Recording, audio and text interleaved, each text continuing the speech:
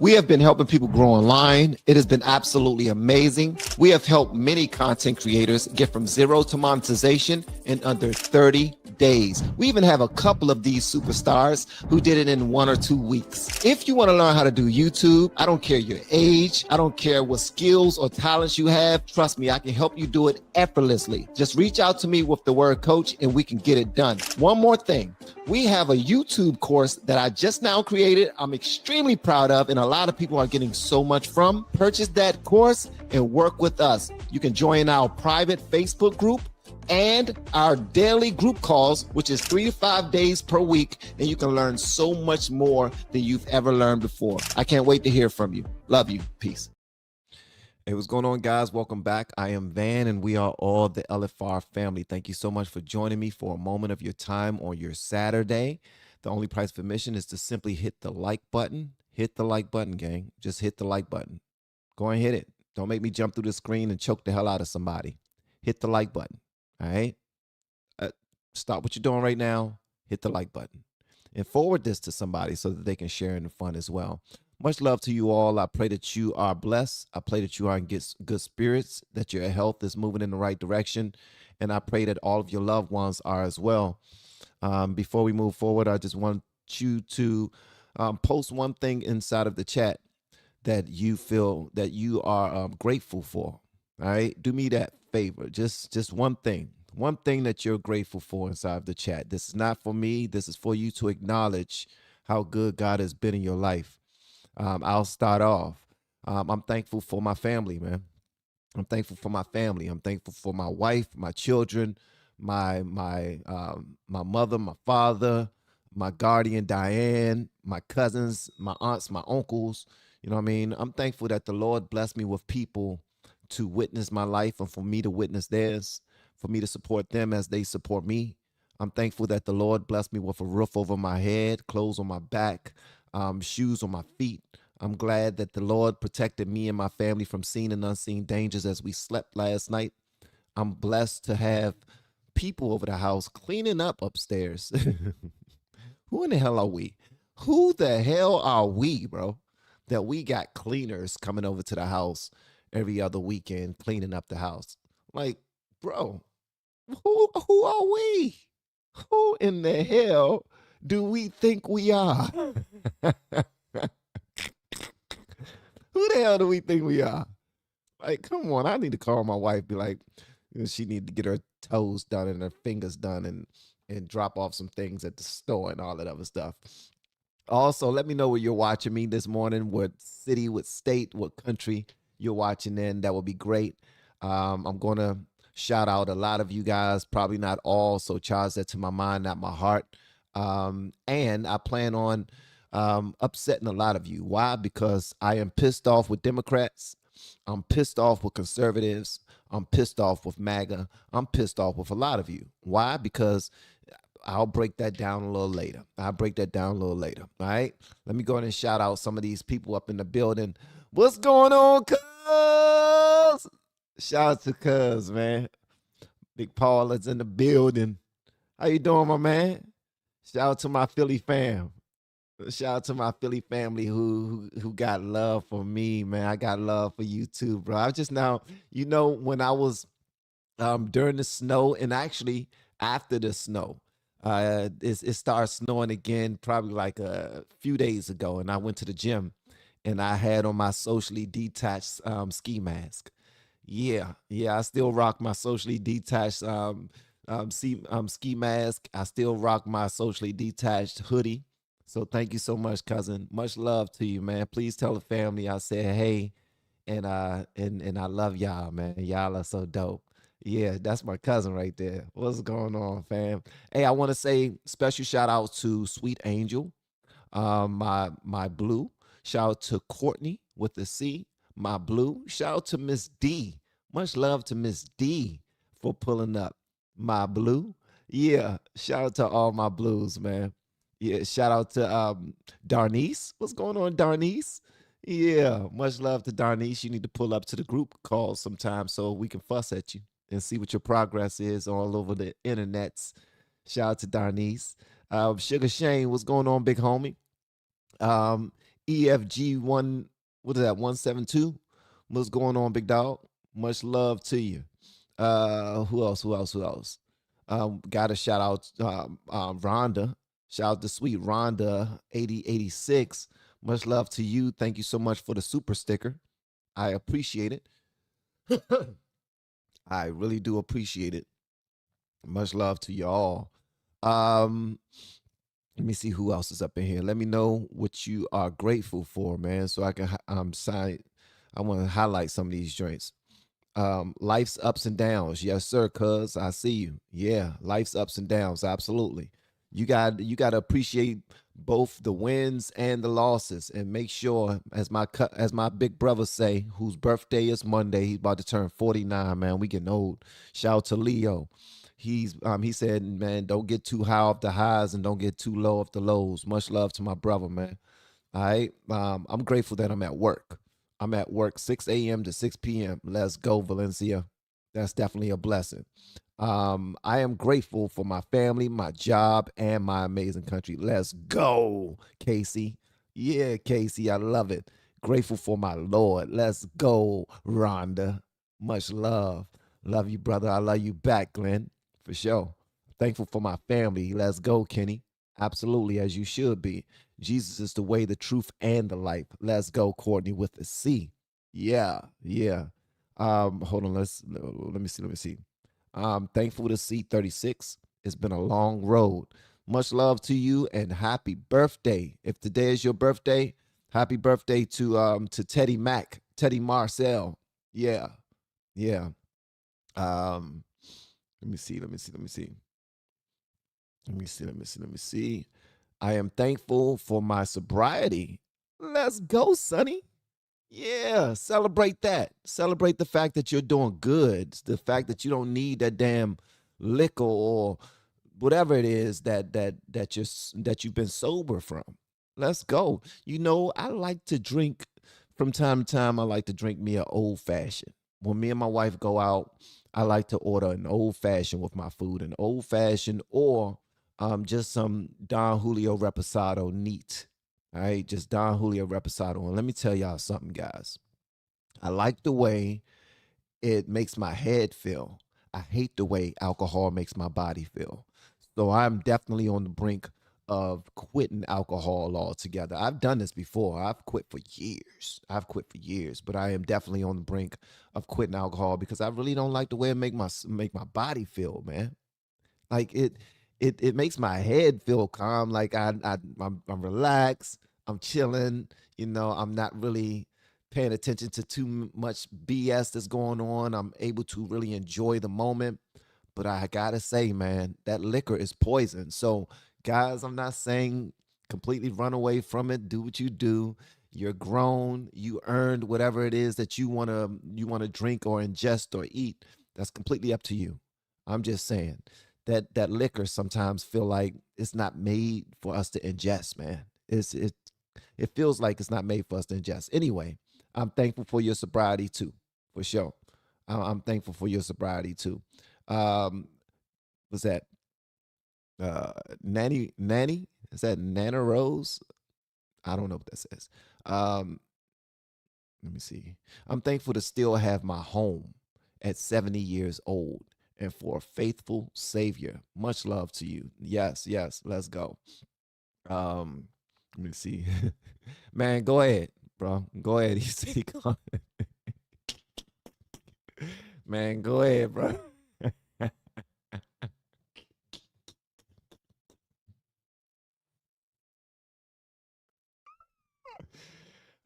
Shane is an asshole, bro.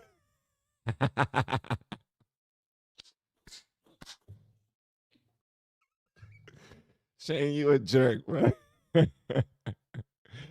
Shane is a straight jerk, bro. Much love to him. He a good dude, man. I gotta have a beer with Shane one day. Yeah, not a beer. You gonna drink your beer and I smoke a J. All right, that's how that's gonna go because I don't even drink beer. All right. Second that. Family and family, good governance, absolutely. Shout out to San Diego. Shout out to Wichita, Kansas. Shout out to Chicago. Again, shout out to Chicago. Shout out to Atlanta. ATL is up in the building. What's going on, Valencia? Oklahoma is up in here. We got Texas up in here, man. Come on now. Much love to y'all. You got Houston, Texas. I'm thankful for answered prayers, for a faithful God. Yes.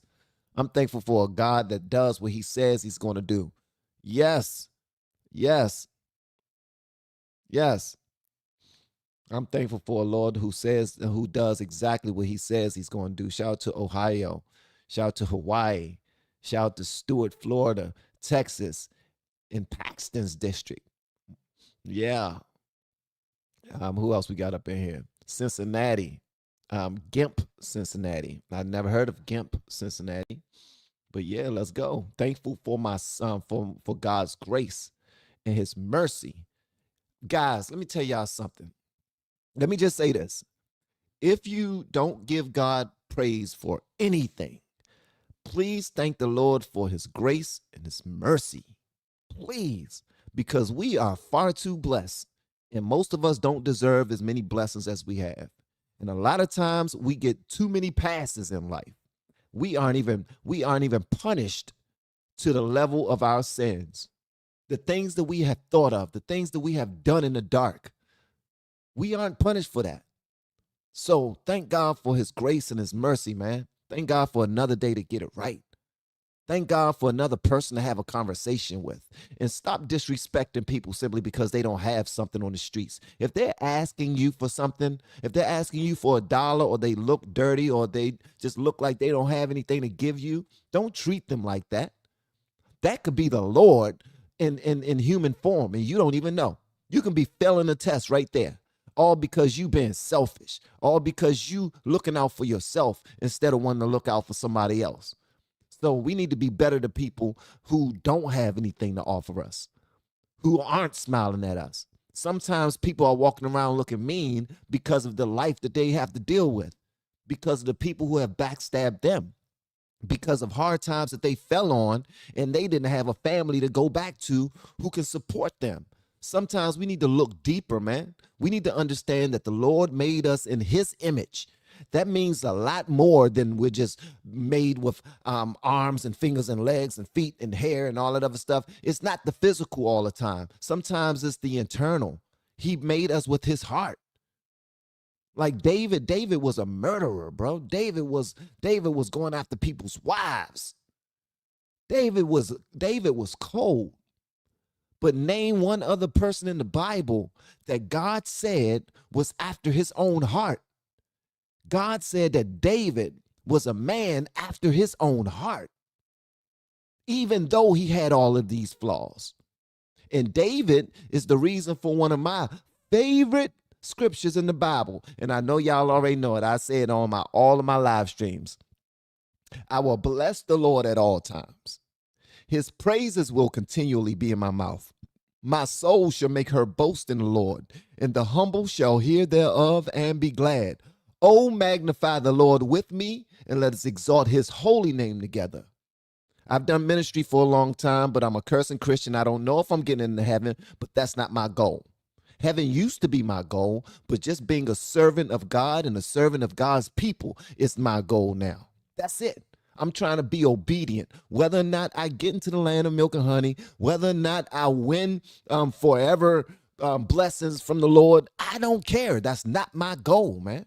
No, I don't want to burn in forever damnation. I don't want to burn in forever hell and whatever else there is to come. But at the end of the day, I'm not fearful of it.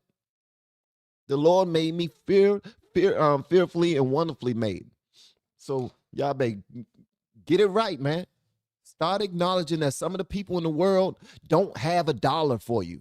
They don't have a smile for you. They don't have a hug for you. But we are supposed to love them anyway. The Lord said, how in the world can you claim to love your brother and sister who you see all the time? You claim to love me and you don't see me at all. But you don't love your brother and sister that you see every daggone day? Miss me with that. You're fake. You're fake. All you're doing is talking about the scripture that you have memorized or that you have heard your pastor say, and you really don't have it in your heart. Don't just read the Lord's word. You need to hide God's word in your heart so that when you need it, when you want to dial into the Lord, you can tap in. All right? Because you ain't going to always have that book with you. You ain't going to always have the Lord's scripture with you. That's why we need to study to show thyself approved so that when we need it, we can pull it out. Amen? Amen.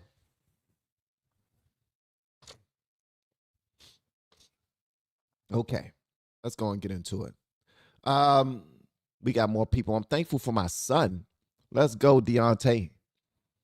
You should be thankful for your son. I'm sure your son is thankful for you. Good day, coach. What's going on, Erica? She said, I'm thankful for every day God blessed me with. My life and my family. Southbury, Connecticut is up in the building. Much love to you. Yeah. It's better to be pissed off than be pissed off.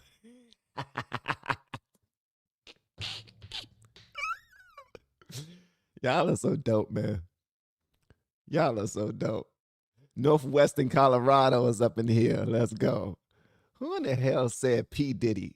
Why? Why? Why? Out of everything I said, this is what you comment? P. Diddy?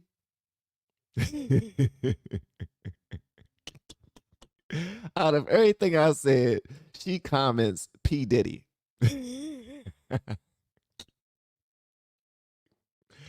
Y'all are something else, man. I am thankful to the Lord for my family, my brother Sean. Let's go. Let's go, Gimp Ninja. Yeah, be thankful for your brother and your family, man. Be thankful for all your family. Scotland. Scotland's up in here, Courtney. Yeah. Shout out to La Plata. Happy birthday, brother. Happy birthday to Teddy, man. Yeah, let's go. Happy birthday to Teddy. My brother's birthday is in 2 days, and my son's girlfriend's birthday is tomorrow. So happy birthday to Ari, and happy birthday to Leo, and happy birthday to Teddy. Let's go. Yeah, man. Yeah. I'm blessed with another day. Grateful for life. I gotta highlight these. This is beautiful, man. I don't know what y'all want. Some of y'all are probably like, man, just shut up and talk about what you came here to talk about. This is what I came to talk about. I put God's business over anything. I'm sorry. Even though I'm a heathen, even though I fall short every single day, even though I'm a sinner, even though I was born in iniquity, I've put the Lord before me and my family every single day. Every single time my cousin Diane called me, my guardian, who is now 73 years old, I was hanging out with her the other day. We went to go handle her odds and ends. When she called anybody, before she says, hello, how are you doing? When Diane calls you, I don't care who you are. When Diane calls you on the phone or you call her on the phone, she's not saying hello. The very first thing that Diane says on the phone is, praise the Lord, God gave us another day. How you doing? For me, she say, praise the Lord, God gave us another day. Hey, Vanny Pooh. That's what she says to me whenever we're on the phone. You're not going to get anything else out of her before she says, praise the Lord, God gave us another day. Every single time. She's 73 years old. You wonder why she's 73. That's why. Because she put the Lord first. And she had a rough life. And guess what? Even out of her rough life, she was able to help raise me and all of my cousins, all of my brothers. Like, she helped raise the entire daggone family over on the south side, in the DC side. The whole family, all of my cousins, were partially raised by my guardian Diane. Me, I was fully raised by my guardian Diane. She grabbed me when I was like 3 to 5 years old. So yeah, grateful for health. Let me see. Happy, healthy Saturday from Texas, y'all.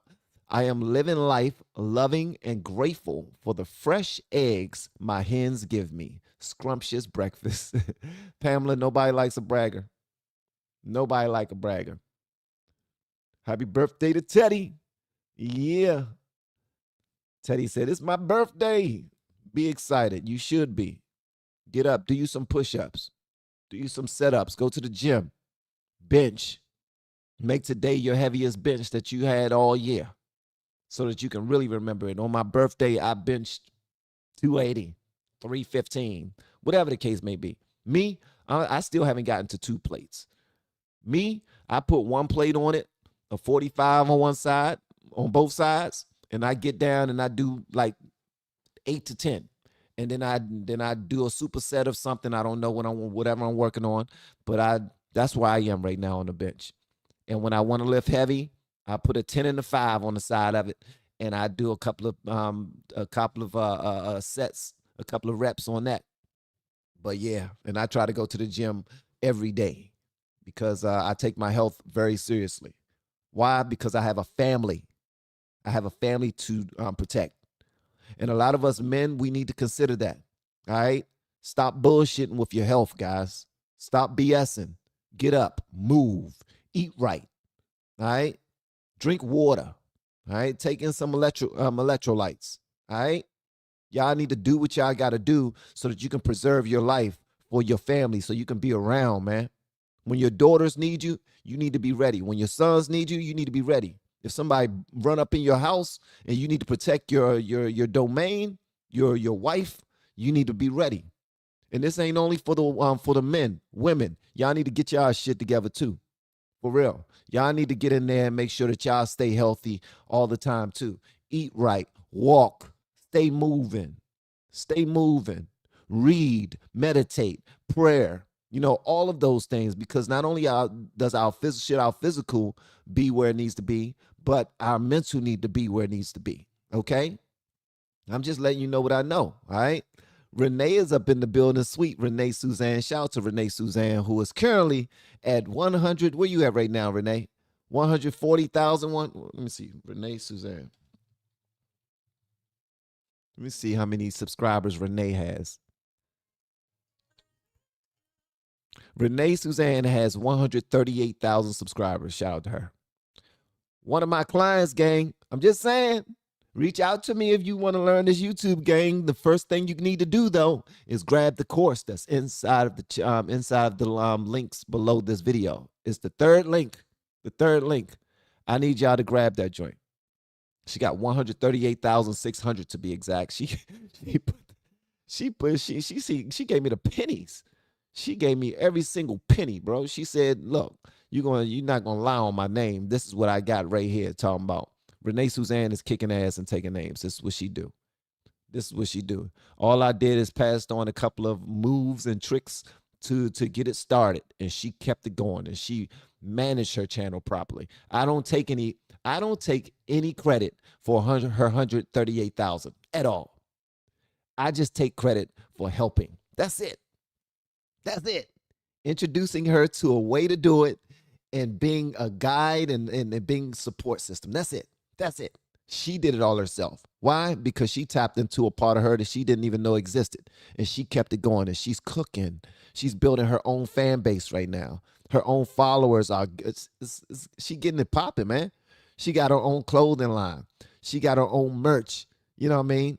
She's creating all of this. She's learned how to work with AI. She's learned how to edit videos. She's learned how to do thumbnails, like great thumbnails. She's learned how to coach other people and help other people. She gets on live streams. She gets on live streams and other videos with many people all the time. Her right-hand man is Emily Did It. Shout out to Emily. That's her right-hand man when it comes to content. When it comes to content, her and Emily gets busy. And Emily is at like 145,000, I believe. Yeah. And again, I don't take credit for Emily's 145. I take credit for just sharing the information that I know and being there as a support system. That's it.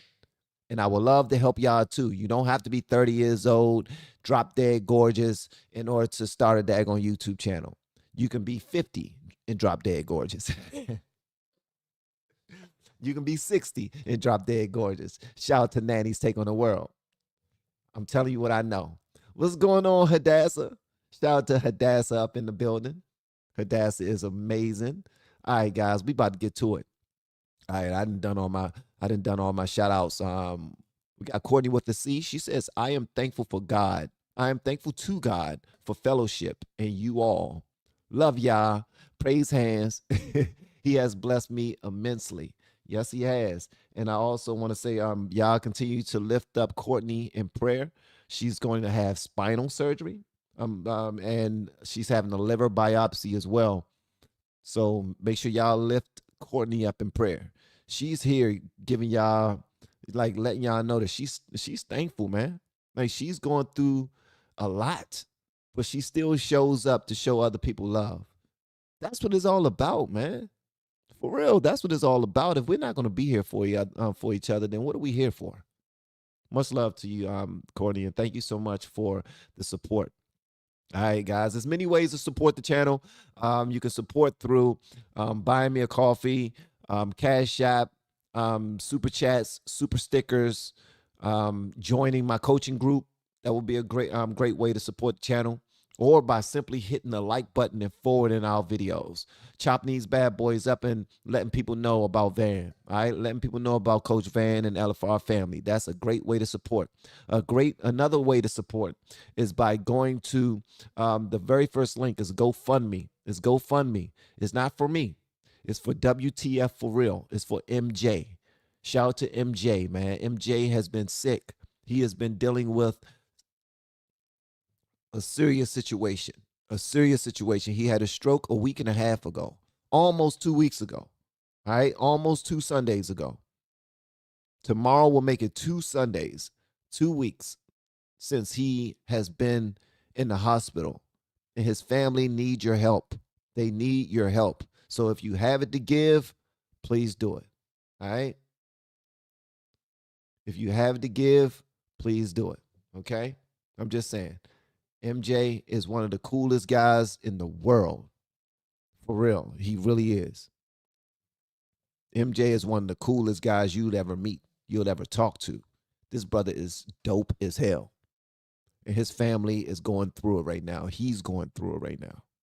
And every single time he gets out of the hospital, he pops up like ain't nothing wrong. Laughing, joking, helping people out, scheduling meetings one-on-one with people. Like, the dude is on point, bro. He's on point. I had a falling out with one of my clients, and she was a VIP, right? I had a falling out with one of my clients, and she was a VIP. She started a brand new channel, and that bad boy started to grow fast as hell. And I'm looking at it, I'm like, wait a minute. She growing this thing too fast. It's almost like she got some extra help going on. I had a private meeting with MJ. I was like, bro, by chance, were you helping this person? He started laughing. I said, thank you so much, bro. He said, man, I didn't want to say anything because I didn't want to seem like I was stepping on your... Bro, thank you. Thank you. I seen this channel growing. I seen it packaged, and I seen it looking good, and I was happy for her, and I was wondering if she had that extra, that extra help. And MJ was like, yeah, man, I've been working with her, we've been doing some good things, and I was, man, she's killing. She actually started a channel that got monetized in like a week and a half using the same instruction that we use inside of our group. I was great. I was appreciative to see it. I was celebrating to see it. And he was trying to keep it from me because he thought it was stepping on my toes. But what he was doing, he was being the same MJ that he always is. When you need him, he's there for you. And that's the reason why I'm up here speaking so positively about him, because he's a good guy. And I can only pray and hope that people will have positivity to say about me, when I'm not in the room. That's how you know when you good, when people talk good about you when you're not in the room. All right? When people talking sugar, honey, iced tea about you when you're not in the room, different case. You know what I mean? And I know people talk bad about me too when I'm not in the room, but I don't care. I don't care. All right? All right, so I'm about to go ahead and jump into this content after I read these next two super chats. Cellulite.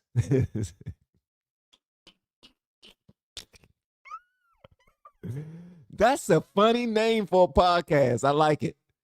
Was referred to you by a subscriber of mine.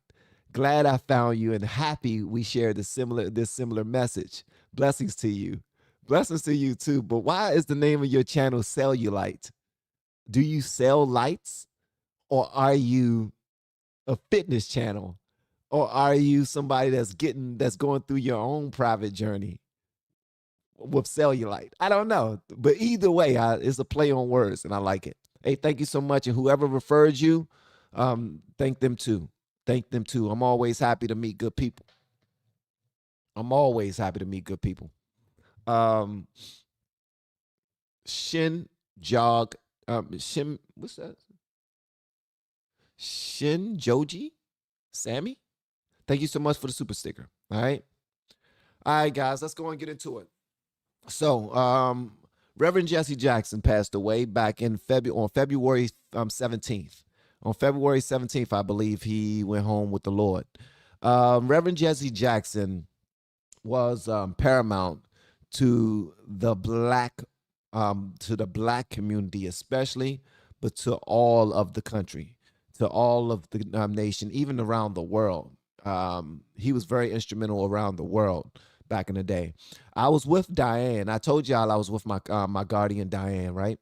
And there's a library in the middle of downtown DC, uptown DC, and I forgot the name of it. But when we passed it, my guardian was like, "I used to go to that library all the time when I was younger." Because Reverend Jesse Jackson used to speak in there. He used to go there and tell everybody, stop being lazy, go to school, do bigger things than you think you can do, because you are somebody. That's something that Jesse Jackson used to preach. You are somebody. You know, no hope and dope and all that other stuff. But he used to always preach to people that you are somebody. Go to school, start a business, be better than your what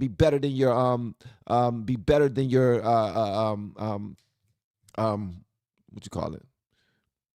What you call it? If you're in a bad situation, you don't have to be a victim of that. You can stand above it and go do some amazing things. And this is what Jesse Jackson used to preach. And my guardian Diane used to go watch him speak all the time. And she said he was so fine. He was fine. Sometimes I used to just go see him speak, and I ain't even listen to him. I was just looking at him. She was just salivating all over him. She's 73 years old, and she was talking about how she used to just love to go see Jesse Jackson and how his loss is big on her because, you know, he had a part in her life. Well, something else people need to know, and something else people need to know is that Jesse Jackson was heavily supported by Donald J. Trump, even when his big time friends did not support him. Even when he was running for president and he needed that support, that backing, that funding, he was not getting it from the people who was walking shoulder to shoulder with him in those civil rights movements. But guess who he was getting it from? He was getting it from President Donald Trump, who wasn't a politician back then. He wasn't a politician. He wasn't kissing babies and shaking hands so that he can benefit. He wasn't trying to get in Reverend Jackson's pockets. He was already doing big business. But he had a love for Jesse Jackson. He had a connection with Jesse Jackson. And Trump had a love and connection with many other business owners, politicians, people in the civil rights movement, you name it. You name it. As a matter of fact, when President Obama was running for president, Jesse Jackson was caught on a hot mic talking sugar honey iced tea about Obama because he did not like him at all. It was something about him, something about President Obama that Jesse Jackson did not like at all. And he put that out there, man. I swear to goodness, I want to cut his nuts off. I don't know if y'all heard that sound bite before. Let me know in the chat if you've heard that before. And if you haven't, I'm not about to play it, okay? I'm not about to play it. But here's something. So when he passed away, and here's a picture of him right here. Here's a picture. No, that's not it. Here's a picture of him right there. Now, this is Reverend Al Sharpton when he had a perm and when he had some extra weight. Well, he still got a perm. Reverend Al Sharpton still got that perm. He ain't giving that perm up. That perm reminds him of his heyday when he was a pimp, when he was a gangster, when he was the sugar honey iced tea. But I want y'all to just look at this right here. This right here pisses me off. This pisses me off. Why does it piss me off? This picture pisses me off because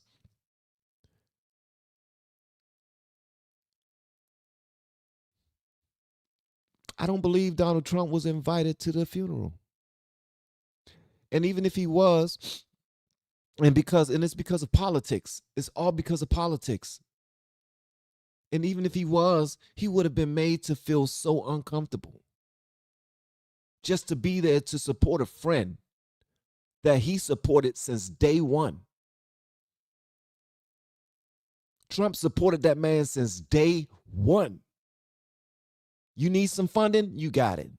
You need a building so that you can run your campaign out of? You know what? I'm going to put you and your team inside of a suite at the Trump Hotel. I'm going to put you somewhere that's undeniable. I'm going to put you somewhere that's probably the best real estate that you can ever buy, but you don't have to buy it. You got it for free. Free 99, you got it. Go ahead in there, tell your people come in there, do your thing. Don't even tell them you got it from me, bro. Like, I don't even want that. This is the type of guy that he is. This is the type of relationship that he and Jesse Jackson had. I'm going somewhere with this. Guys. I'm really going somewhere with this. Because this is another reason why I do not fuck with, yes, I said I do not fuck with fake ass conservatives and fake ass Democrats. I don't like y'all. I'm letting you know that 100%. Feel free to leave and never come back if you feel disrespected. I don't care. Y'all are day to day. You're two-faced. You're two-faced people. That's what you are. People go out of their way to show you love, to show you support, to ride with you when it comes to issues of immigration and any political issue. But as soon as you find it, you think that you need to cancel this person because they don't agree with you anymore. That's when you become the two-faced prick that I don't like. I don't care if you wearing a MAGA hat. I'm talking to you too. I don't care if you voted for Obama. So did I. I voted for him twice. I voted for Obama twice. Now, it's okay to have a different understanding and not support everything that Trump said. I don't support everything Trump does. I don't support everything Trump says. I don't. But when did it become cool to be like, oh man, Van ain't lockstep with us no more. Van is not based. He's not saying everything we want him to say. So F him. You know what? If it's F me, it's F you too. I don't like fake ass people. I'd much rather you be in another room. I don't want any Judas people behind me stabbing me in the back. Period. Period, man. Somebody said, why you so cranky? I ain't cranky. I'm just letting y'all know I don't like that fake shit. I see it all the time. I don't like it. I don't like it. I don't like the fact that we can't have an independent thought without a whole gang of people jumping on you because you don't think like them anymore.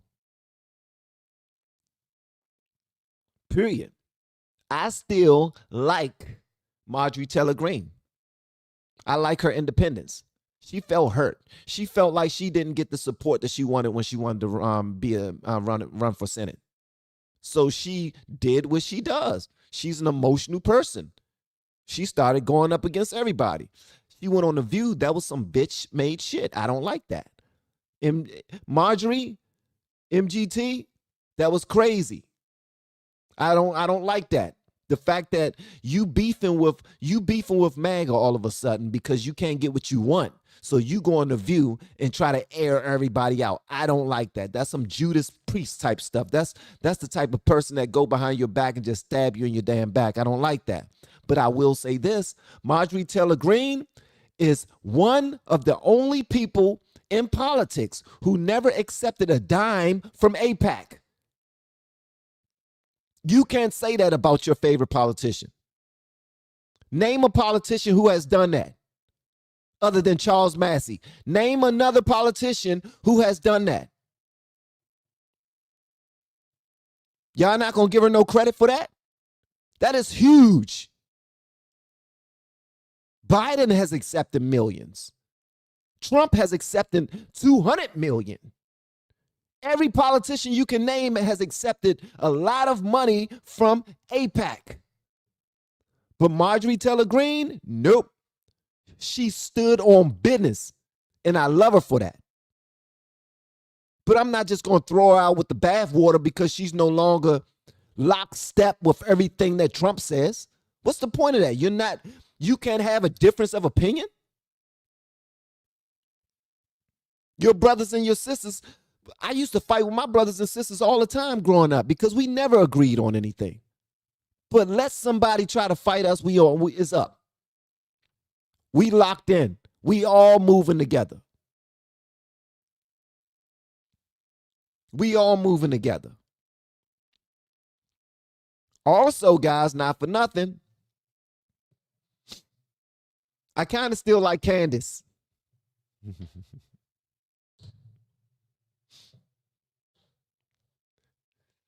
Uh-oh. Like 300 people about to leave now.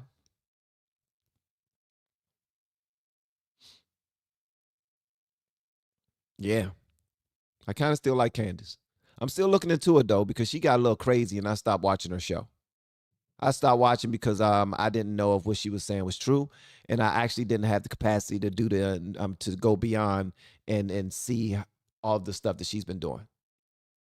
But I like Candace.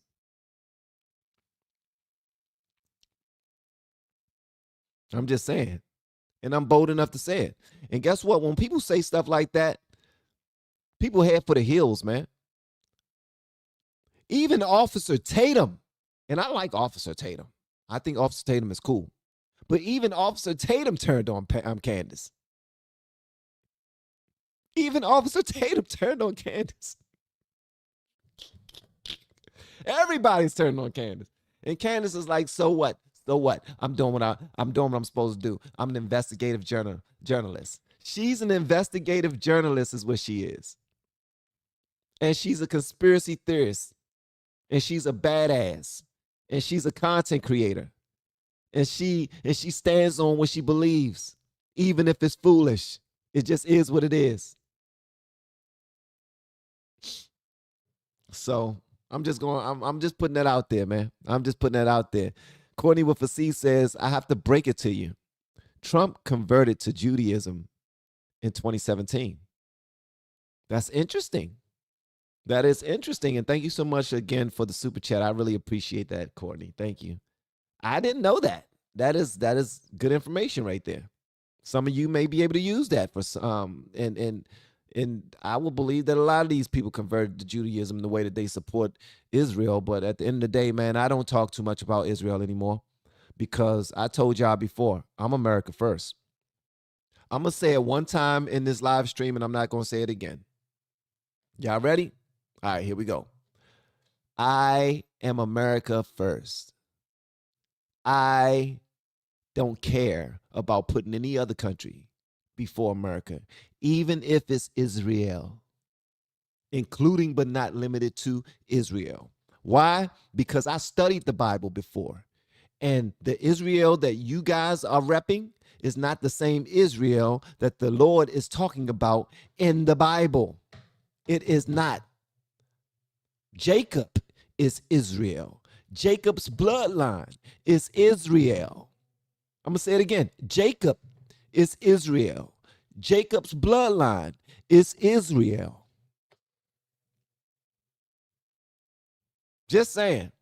I'm just saying, bro. I'm just gonna keep it a buck with y'all. Sometimes people read the Bible all the time, but they always need somebody else to break it down to them and explain it. And the person that break it down to you and explain it, they're gonna explain it to you in a way that supports them in the way that they understand it. So you need to be careful in who you allow to exegete the Bible to you.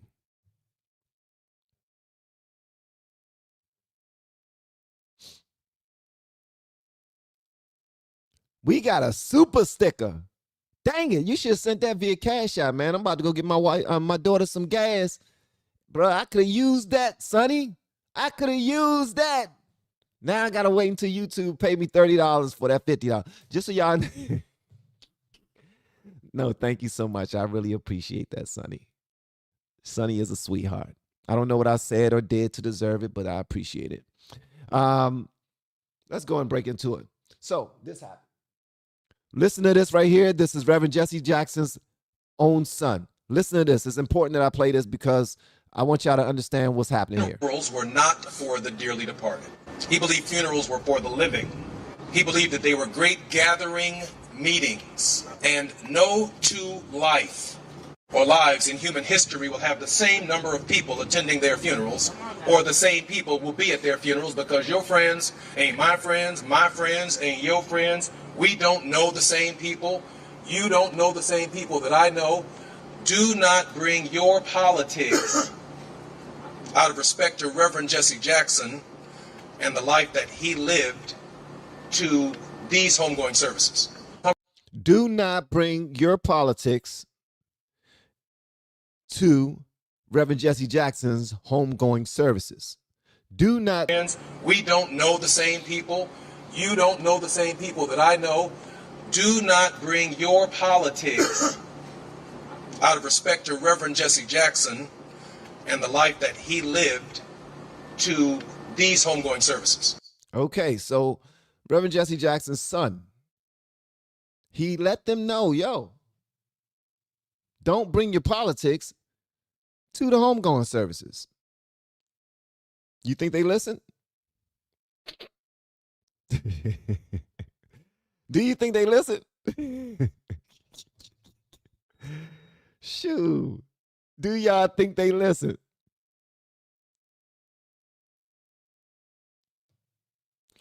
I'm going to show y'all if they listen. Hold on one second. Hold on. We about to get into it. We got Barack Obama. We got Kamala Harris. Kamala. I think Trump was saying her name like that on purpose to piss people off. Kamala. Her name is Kamala, and that's how it's pronounced. It's something like Too Short's favorite word. Let me know in the comments if you know Too Short's favorite word. But when you say it, you got to have the proper cadence to it, all right? Yeah, you got to have the proper cadence to it. But, so Reverend Jesse Jackson's son says, do not bring your politics to his homegoing service. All right? But guess what? This is what they did. Check this out, guys. It was on a wintry night, January 6, 1919. Theodore Roosevelt died of an embolism coronary. When the word came back to the Vice President Meslin, he asked, how did he die? The answer responded back, he died in his sleep. Vice President Meslin said, that makes sense, because had he been awake, there would have been a fight. Jesse Jackson died in the middle of the night, because had he been awake, there would have been a fight. Ladies and gentlemen, we are here because this is the first modern prophet in American history to prove to be bulletproof. This is the very first prophet that the government could not compromise and was able to stand. Those of you who are wondering why we have been here this long, the service wouldn't have been this long if we were able to go to the Capitol, but the Capitol is now only reserved for pedophiles and podcasters. Bruh, he said this in a church at a funeral of a freedom fighter. Did y'all hear that? This dude said the service wouldn't have been this long if we were able to go to the Capitol. But the Capitol is now only reserved for pedos and podcasters.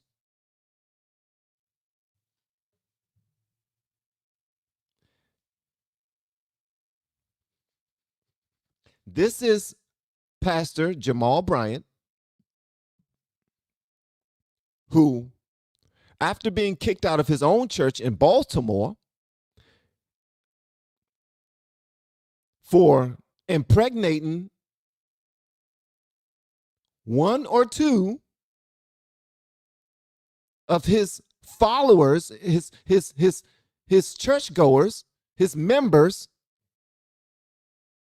and cheating on his wife while doing so, he was then said, you know what? I like you. Won't you come on and take over a bigger church in Atlanta,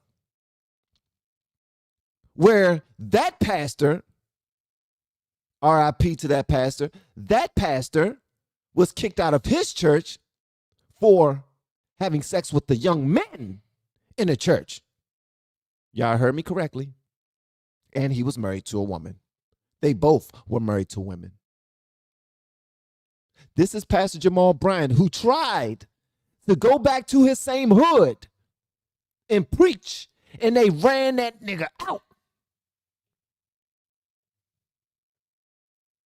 Bishop Eddie Long, yes, Bishop Eddie Long is the name of the church that he took over. And now he's preaching at Jesse Jackson's funeral, talking about we can't go to the Capitol because the Capitol is now reserved for pedophiles and podcasters. I'm going to let y'all hear that just one more time. Not the whole thing, just that one part right there, because you got to hear it. Those of you who are wondering why we have been here this long, the service wouldn't have been this long if we were able to go to the Capitol, but the Capitol is now only reserved for pedophiles and podcasters.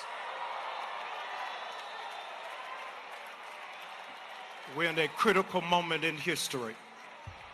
A critical moment in history where it is that we have to figure out what are we fighting for and all that we're running for. He has no decorum. He has no respect. They are in the church of God. And this is what you say. You're saying this for applause. You're saying this so that you can appease the people. You don't give a damn about Jesse Jackson's son, who said, please do not bring your politics to the homegoing services of my father. But this is what you say.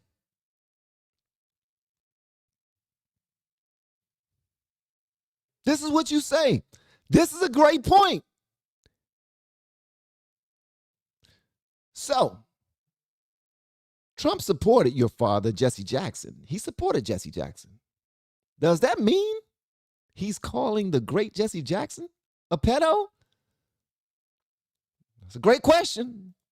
That's a great question, and thank you so much for the question and for the super chat. I really appreciate it. Also, shout out to Weezy.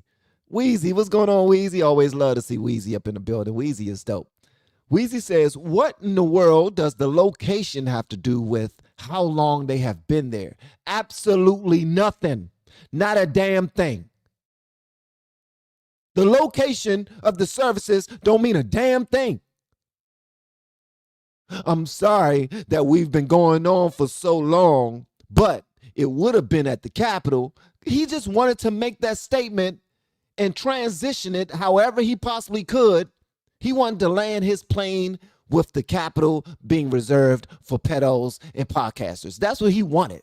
He had that in his notes. I gotta say this before I get up off of this podium. Dude, you are standing at a pulpit shaped like the cross that the Lord died on. And this is the blatant disrespect that you have for the Lord's house?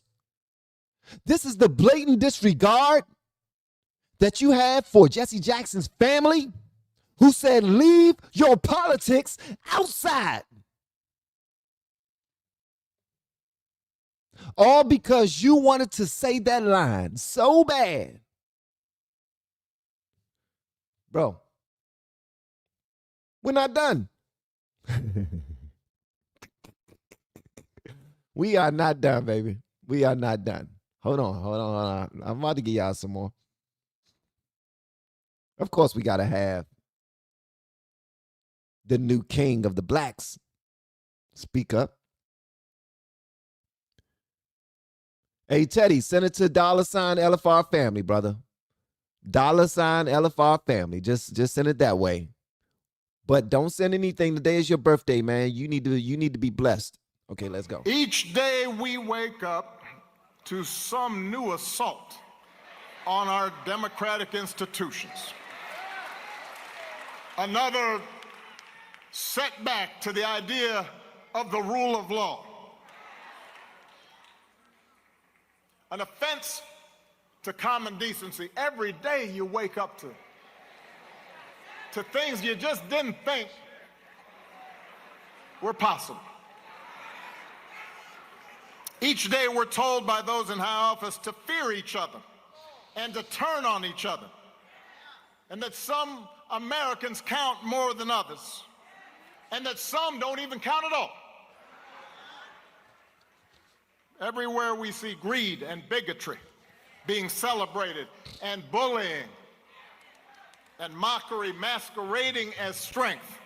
We see science and expertise denigrated, while ignorance and dishonesty and cruelty and corruption are reaping untold rewards. Every single day we see that, and it's hard to hope in those moments. So it may be tempting to get discouraged, to give in to cynicism. It may be tempting for some to compromise with power and grab what you can, or even for good people to maybe just put your head down and wait for the storm to pass. But this man, Reverend Jesse Louis Jackson, inspires us to take a harder path. His voice calls on each of us to be heralds of change, to be messengers of hope, to step forward and say, send me. Wherever we have a chance to make an impact, whether it's in our school, or our workplaces, or our neighborhoods, or our cities. Not for fame, not for glory, or because success is guaranteed, but because it gives our life purpose. Because it aligns with what our faith tells us God demands. And because if we don't step up, no one else will. How fortunate we were that Jesse Jackson answered that call. Now, let me tell y'all something. The brother he's an eloquent speaker. Very eloquent speaker. But one thing I want to remind y'all, I have to remind y'all this. President Barack Obama, I have to say this, man. I voted for him twice. I think the fact that we were able to elect a black man into the Oval Office, just for black people and black kids to be able to see that, I think that was a beautiful thing. I think for kids, as much as we watch TV, as much as we ignore politics, I think it made a lot of people interested in politics to be able to see that. I do. I'm just keeping it a buck. I do. I think that was beneficial. But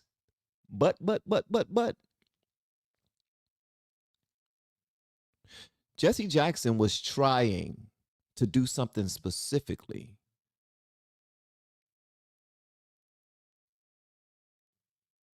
for the same black people that he came from.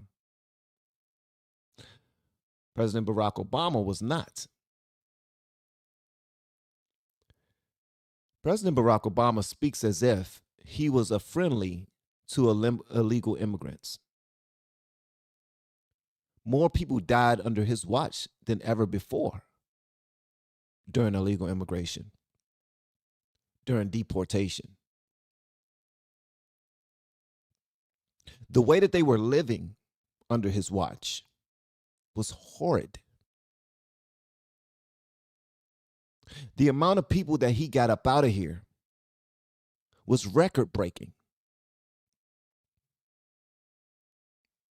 But since he was the black president, no one bucked at him. No one went against him. No one was attacking ICE and not allowing them to do their jobs under his reign.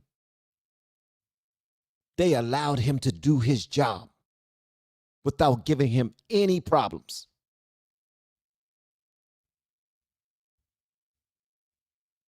They wanted the border to be secure under him because they wanted him to look good as the president.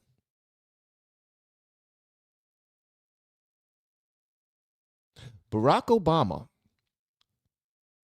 Hillary Clinton, they said some of the most racist shit about illegal immigrants you could ever say when they was getting them up out of here. But yet we're treating Trump as if he is the one that hates immigrants.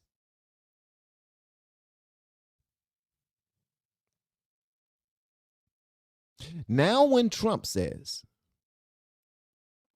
the American language is English and everyone needs to speak it, he's racist.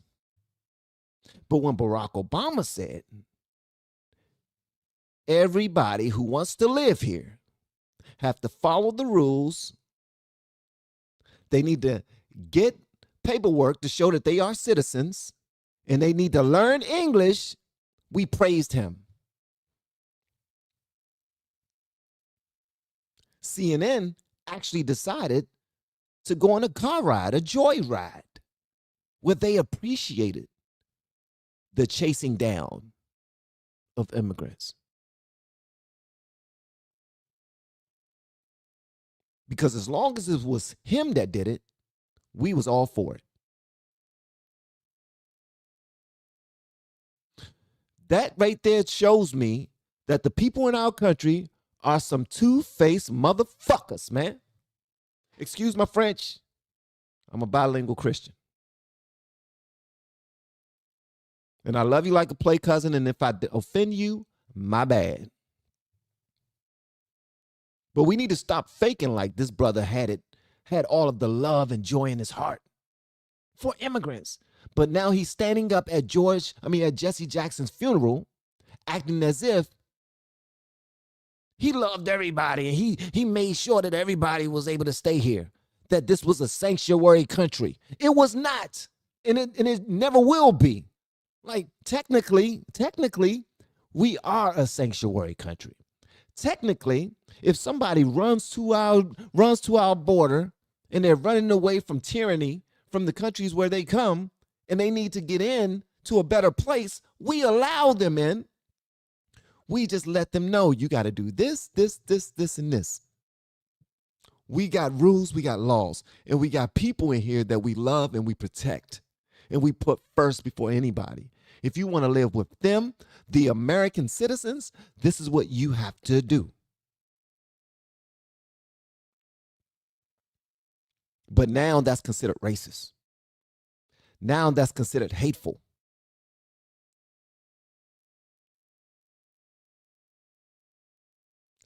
Blows my mind, bro. All because he wants to put America first. All because it's for the Republicans now. Because the Republicans, we've always taught people that they are the racists, that they are the ones who hate black people. Look, how many black people do you see in office over on the Republican side? Look at what they do. Look at what they represent. Look. It's the white people. Look, it's the white people. This is the stuff that breaks us up as a nation It breaks us up as a unit, and we become weaker and weaker because of it.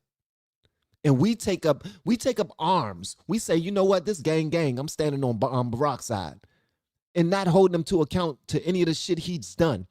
If you are a man, I want to say this to all of the men out there. If you are a man, I need for you to go ahead and watch the podcast of Barack Obama when he's on Michelle Obama's podcast and listen to what he said about boys having a gay mentor the same way he did.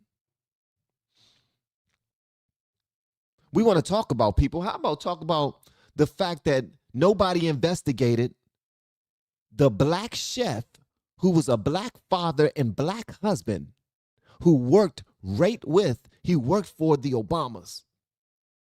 He was a professional swimmer. He was an athlete. But he ends up drowning in their backyard in the lake. And nobody's held accountable to it. It was just a freak accident.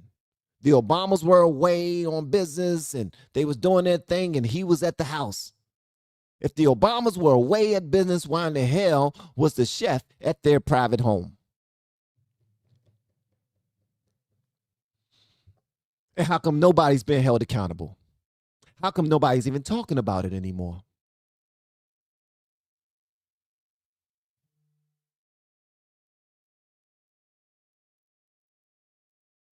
Obama and George Clooney. Ooh, road dogs. Nobody's talking about half of the sugar honey iced tea that they did. Nobody's talking about the white man that came out talking about the relationship that he had with Barack and how they used to just go into the car and smoke and do things.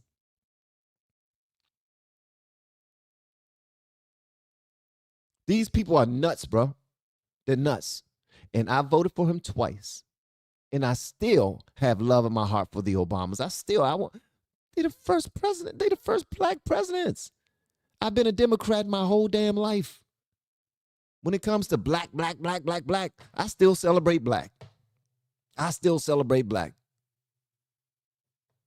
My wife will call me and be like, did you hear somebody ate 1,500 ice cream bars and they the first black person to do it? Yes. Did you hear somebody walked on their hands for 5 miles and they was the first black person to do it? Yes. Some dumb shit. It's so stupid. But we still celebrate it. We still celebrate it. Hold on, let me show y'all this right here. This is important. I have to show this to you. I got to show this to you. Because I saw it and I was like, man, you know what? I'm gonna grab this story, but should I? I don't know if I'm grabbing. But I went ahead and said, you know what? Let me go and get it. I got to show this to y'all. This is a short reel, and I just want y'all to just see what happened. All right. And thank you again, guys, for pulling up. I really appreciate it. All of the engagement that you're doing inside the chat. Thank you so much. The likes, the shares, all of that. Thank you so much. Thank you so much. Do not bring your politics out of respect to Reverend Jesse Jackson and the life that he lived. Oh, here you go, right here. All right, here we go. Do not bring your politics out of respect to Reverend Jesse Jackson and the life that he lived to these homegoing services. Right. Come respectful and come to say thank you. But these homegoing services are welcome to all. Democrat, Republican, liberal, and conservative, right wing, left wing, because his life is broad enough to cover the full spectrum of what it means to be an American. We only ask people to come and be respectful in the context of the extraordinary life that he lived. Each day we wake up to some new assault on our democratic institutions. Another setback to the idea of the rule of law. An offense to common decency. Every day you wake up to things you just didn't think were possible. Each day we're told by those in high office to fear each other and to turn on each other, and that some Americans count more than others. I don't care what they do in Washington. I care what we do in the community. We beat people bigger than Trump. We fought people harder than them if we stand up and be what we're supposed to be. This is bad times like now. We're in a tough spot, folks. We got an administration that doesn't share any of the values that we have. And I don't think I'm exaggerating a little bit. Let me just say, I predicted a lot about what's happening right now.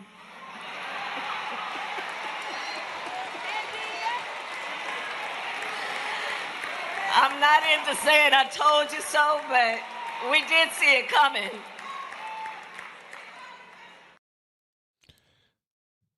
That was a reel that I found on Benny Johnson's X page.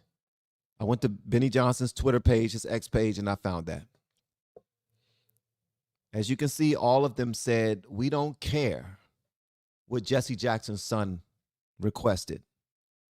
And that's usually the issue right there. People have no respect, not only for the dead, but they don't have any respect for the living. Everyone has an agenda. And that's the thing that I don't like. Set your agendas to the side and focus on what's important. Celebrating the life of this man who positively impacted so many other people. But you can't do that. You need people to clap. You need someone to hoot and holler. Kamala, I ain't going to tell you I told you so, but I predicted it. Did you predict that your ass was going to lose? Miss Prediction? Huh? I ain't going to say I told you so, but I did predict it. Y'all know I predicted it.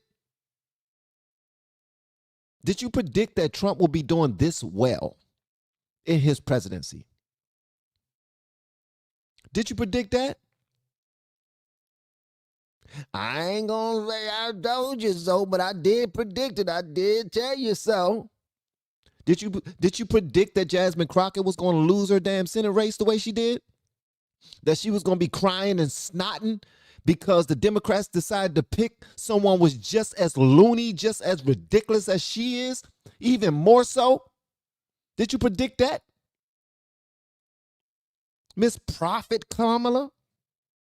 Since you know every damn thing. Did you? See, everything is all about points. They want to put points on the scoreboard so that when it's their time to run again, they can disingenuously, like, just get up there and just lie to the people again, make all of these promises. Let me tell y'all something, Kamala. Y'all got to know this about Kamala. Miss Borders-Are. 3.5 years in as the vice president, she never even went to the border in the United States. Never. Not in Florida, not in Texas, never. She signed off on every single thing that Biden did when it came to the border. She lied and lied and lied and acted as if the border bill was going to be the saving grace for our country. They kept saying that Trump was a bully and that Trump's friends was blocking the border bill and that he was the reason for all of these illegal immigrants in here. Let me tell y'all something, guys. Here's the thing. This is the thing that they played on us. They continue to play in our faces, and this is the thing that made me vote for Trump in the first place. When you play in people's faces, you lose your race. 77 million votes is what they claim Kamala got. I call cap BS. The same way that Joe Biden did not get 81 million votes. If you believe that Joe Biden got 81 million votes, man, I got some land that I'm trying to sell you. I got some land I'm trying to sell you. I think you're still on crack. Crack is whack, but you are on it if you believe that. These niggas open up the border so that they can boost the economy, so that they can create some fear, so that they can stay in power. They wanted to redirect the reasons why the country was doing so bad. They did this on purpose. The people who got the most money in the world, think about this. Think about any industry, any business you can think of. The biggest industries that have a solution that sells like hotcakes and makes them billions are the same people who created the problem in the first place. The same people who made billions and billions of dollars off of COVID were the same people behind creating the virus in the first place.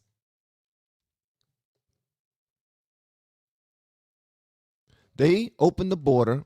They threatened border states and said, you better not close it. They threw away all of the material that Trump had to build his wall. They were selling it for pennies on a dollar. Do not forget that. That actually happened. They was trying to get rid of everything. They figured, once we already have them over here, it's going to be hell for them to get them out, get them up out of here. So we're going to bring them in here and we're going to boost the economy. How can we boost the economy with illegal immigrants? I'll tell you how. We're going to put money in their pockets and we're going to tell them to go spend it. Question, did they put money in their pockets? Smart people know the answer to that. Not only that, we're going to use these illegal immigrants to keep us in power. So we're going to make sure that we make them into voters. We're going to give them driver's licenses. We're going to make sure that they have livelihoods, that they can start businesses. And so that they are comfortable, we're going to put them up in shelter no matter what it means. Even if we got to kick American citizens out, we're going to put them in the shelters. We're going to put them in the hotels. We're going to put them in the apartments that nobody was living in. There was actual podcasters, internet journalists going out to hotels trying to get a room, and they could not get a room. Do y'all remember why they couldn't get a room? The reason why they couldn't get a room because it was already contracted out for the illegal immigrants. Come on, bro. They think we're dumb.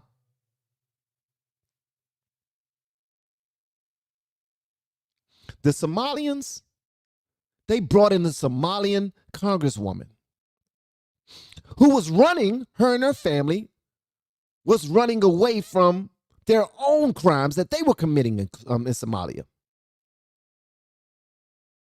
So they end up working out deals that said, hey, if we go into the United States and we infiltrate their government and we can bring back millions of dollars back to you, probably even billions, and it turned out to be billions, would we be all right? They said, hell yeah, you're going to be all right. How many Somalians do you need? Let's go. Let's get it. That's why still to this day, Ilhan Omar calls the Somalian president her president. She don't even acknowledge President Trump as her president. She don't even acknowledge America as her country. This broad even married her brother so that he can become a citizen of the United States. Their entire community was getting contract after contract after contract after contract. They had little storefronts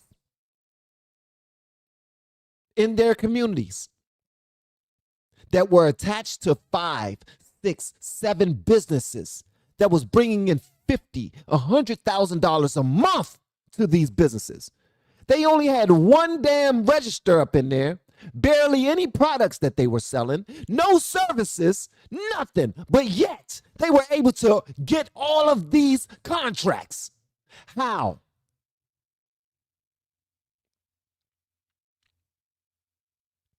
They continue to play in our faces and we allow it. And then when we speak up about it, when we have a president in office that speaks up about it, he is now the enemy. You have American citizens who actually give a damn about it, who work hard every day, been busting their asses for 30, 40 years, and still can't get over the top, still are under debt, still can't win at all, can't even get extra help from the government, slapping American citizens in the face. But you mean to tell me I can handpick hundreds of thousands of citizens from other countries and other nations, bring them over here by the droves and give them government contracts where they are driving brand new cars, living in brand new homes, and they don't even have jobs for real?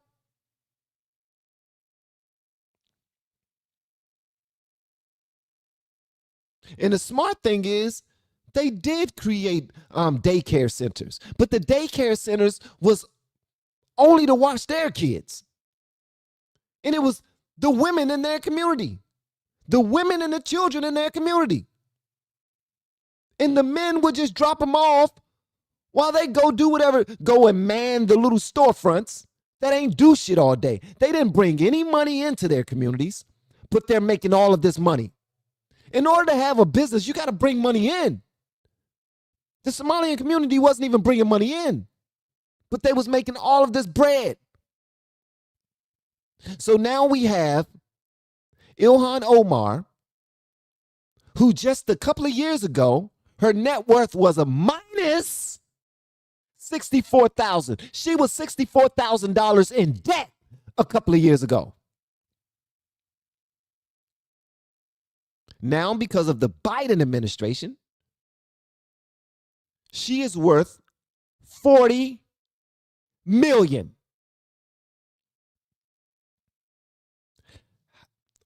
What American dream can you think of? What Americans do you know that went from being $64,000 in debt 2 years ago to now being worth $40 million?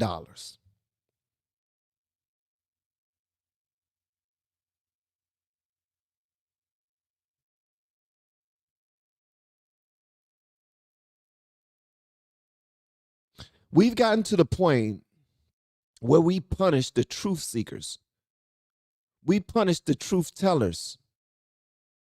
We punish the people who actually investigate crimes. The people who are trying to clean up the mess. We're punishing them. That's like spilling milk all over the floor, and then when the janitor or somebody come in to clean it up, you jump up and punch them in the face and say, "No, you're racist. You're xenophobic. You're messing everything up." The Biden administration effed things up so bad. They don't want things to be clean now. So now they get to go into a church of Reverend Jesse Jackson and complain that this guy that's in the White House, he don't love any of you. This guy that's in the White House, he only loves himself. This guy that's in the White House is the devil. This guy that's in the White House puts America first, bro. When's the last time we had a president who promises made, promises kept? When the last time? When the last time? If only criminals are winning, that's going to encourage everybody to want to be a criminal.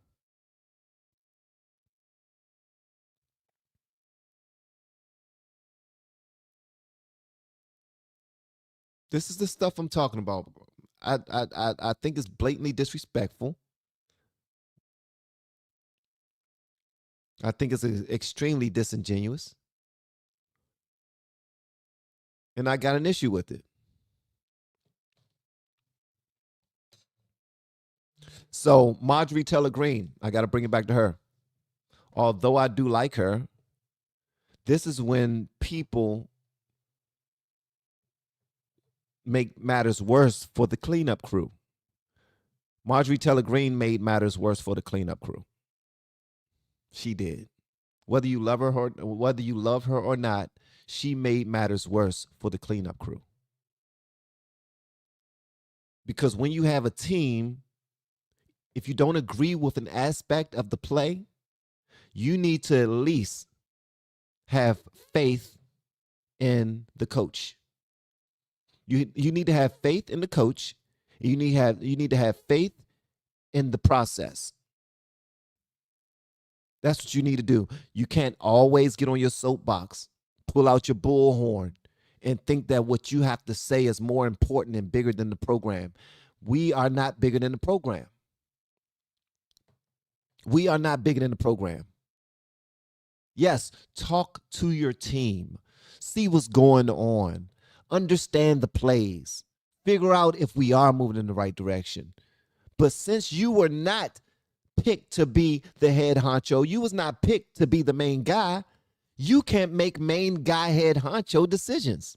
And you definitely can't come out publicly against the main guy, because then it becomes extremely messy. We're trying to clean this thing up together. Nancy Pelosi and Nancy Pelosi's husband still haven't had charges filed against them for insider trading. They just laughing their way to the bank. We're good. We're cool. I voted for Trump to lock their ass up, or to at least investigate them. Where's that? It's so many gatekeepers. It's so many people that's going up against him right now, that if you are on his team, he can't afford you jumping over on The View talking shit about him.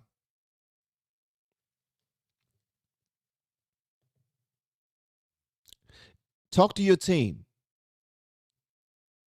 Don't be pissed off because you on the Lakers and they not running the plays that you want to run. So now you call up the Chicago Bulls and start telling them all the plays. You start calling up the New York Knicks and telling them all the plays. You start calling up Denver Nuggets and telling them all the plays. Washington Wizards, tell them all the plays. Milwaukee Bucks, tell them all the plays. Sacramento Kings, tell them all the plays. San Antonio Spurs, tell them all the plays. Simply because you're pissed off at your coach in the organization.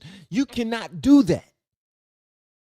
And that's the problem that I have with a lot of conservatives, because you get so pissed off and emotional that you just start flying off with your gums, just flapping your gums, thinking you know every damn thing, thinking that you run things better. You can run things better. If you could, you would be the top dingling. You're not. You would be the head honcho. You're not.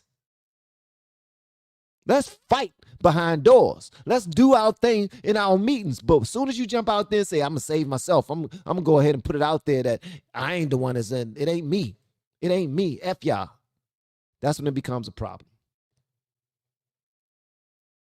That's when it becomes a problem.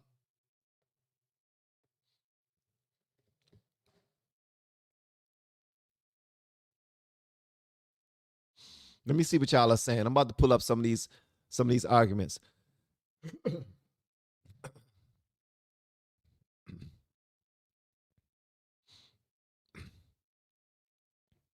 These joints are crazy, bro. These joints are crazy. Hold on one second. Hold on one second. Hold on one second.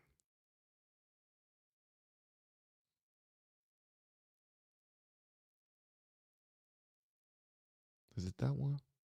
No, it wasn't that one.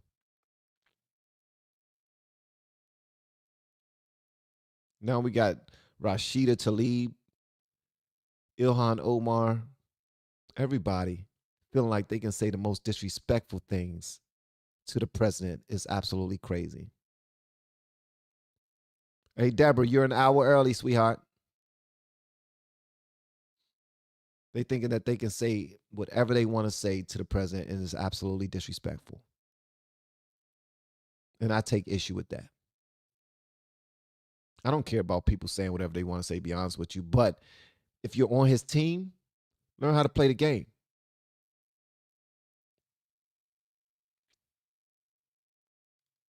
I want to bring forth a friend who, when we opened this Wall Street project and we talked about it, he gave us space at 40 Wall Street, which was to make a statement about our having a presence there. Beyond that, in terms of reaching out and being inclusive, he's done that too. And created for many people a comfort zone when I ran for the presidency in 84 and 88. And many others thought it was either laughable or something to avoid. He came to our business meeting here in New York because he has this sense of the curious and a will to risk to make things better, who's an effective builder of building with a builder of people. Last year he was a part of our workshop, of our panel workshop on what are the challenges and opportunities. And so a year later, Donald Trump, for a few minutes, challenges and opportunities to embrace the underserved communities. Donald Trump.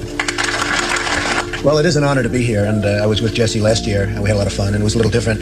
Jesse started off by saying, most of the wealth in this country is in the hands of a few. And I thought to myself, is that a bad thing? What's wrong with that, Jesse? And he said, listen, I want some office space in your building on Wall Street, because the wall on wall will fall.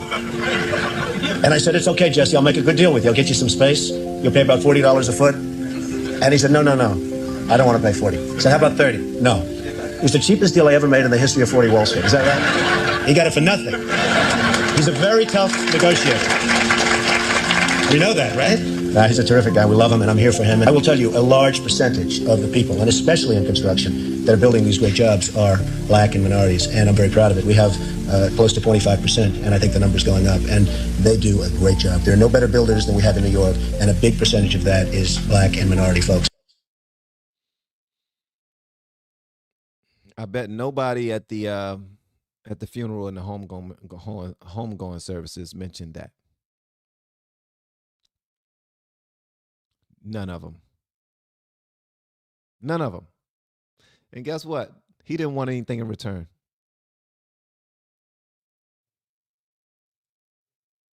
He didn't want anything in return. Him giving Jesse Jackson a building on 40th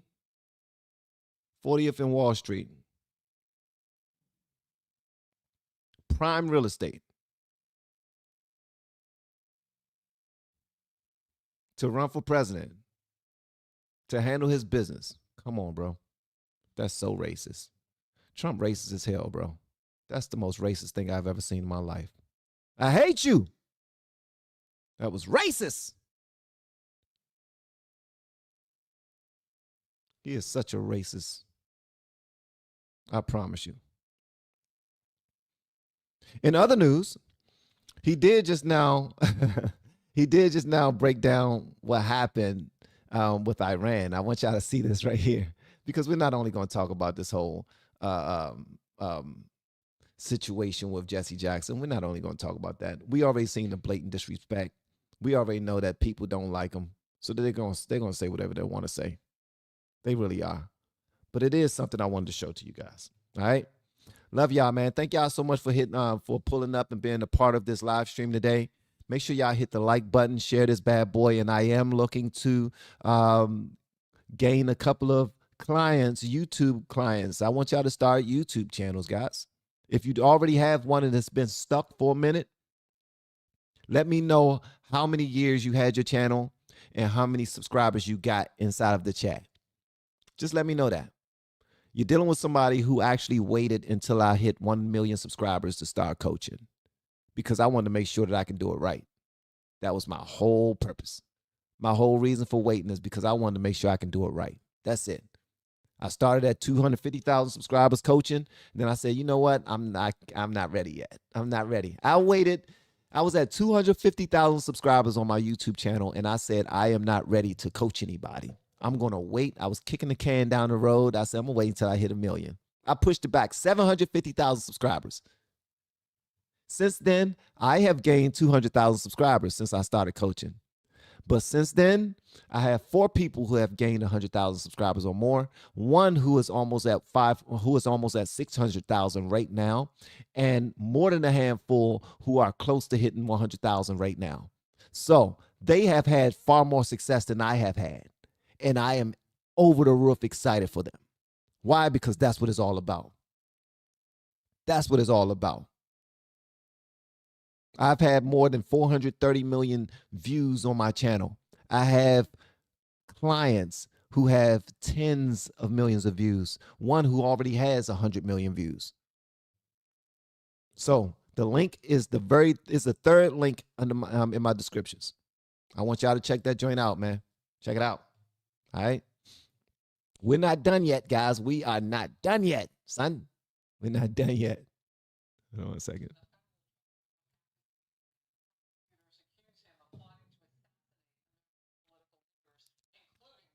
Now, I don't know if y'all seen this, but I want to show it to y'all. All right. Thank you again for pulling up, being a part of the LFR family. Check this out. Federal trial of a Pakistani man. Prosecutors accuse him of plotting to assassinate American political leaders, including President Trump. He says Iran was behind it all. Alexis McAdams is outside the Brooklyn Federal Courthouse in New York City. Alexis. Hi, Harris. Yeah, an interesting case that really not a lot of viewers knew about when it happened in 2024 because President Trump was out on the campaign trail and there was so much going on and so many other threats. But that's when police say Asif Merchant came here from Pakistan because he says Iranian leadership told him to, said hunt down President Trump, hire a couple of guys that can take him out at a political rally. So take a look here on your screen. This is who we're talking about. He's sitting there inside of that Brooklyn Federal Courthouse right now as those closing arguments are underway. 47 years old. He's facing federal terrorism charges and could spend the rest of his life behind bars. Merchant testified, Harris, in his own federal trial, and he explained this, making this drawing again that he said Iranian leaders gave him back in 2024. Really doesn't look like there's much to it. It looks like, like a kid drew it or something, but that's the sketch of a rally site. Merchant was arrested just one day before Trump was shot in Butler, Pennsylvania, and later told the feds that he believed Iran was behind that attack because it was so similar to the plan that they gave him. Kind of get up in an elevated place, go to a rally, and create all this chaos so the gunman can get away. Merchant says Iran wants revenge for the killing of their top military leader, Qasem Soleimani. And threats continue as the U.S. just bombed Iran and took out its Ayatollah. So we're expecting even more threats here, possibly on the homeland, according to the feds. Back out here live in Brooklyn, prosecutors say the evidence, Harris, is pretty damning in this case. They say he actually paid two FBI agents thousands of dollars in cash, telling them to take out President Trump because he thought they were hitmen, and then also a lot of other things, including writing the entire thing down on a hotel napkin. So, yep, they trying to get rid of this man by any means necessary. By any means necessary, they trying to get rid of him. And guess what? The same way people are celebrating the streets after the Venezuelan president was taken, the same way that Iranian citizens are celebrating and taking off their hair wraps and having a good time and feeling liberated after the Ayatollah was unalived in Iran, and a bunch of their higher-ups were taken out. Do y'all know that a lot of people in the United States would celebrate? They will have a ball in the streets. They will probably have the biggest party ever on the left if something were to happen to our president. That is so sad, bro.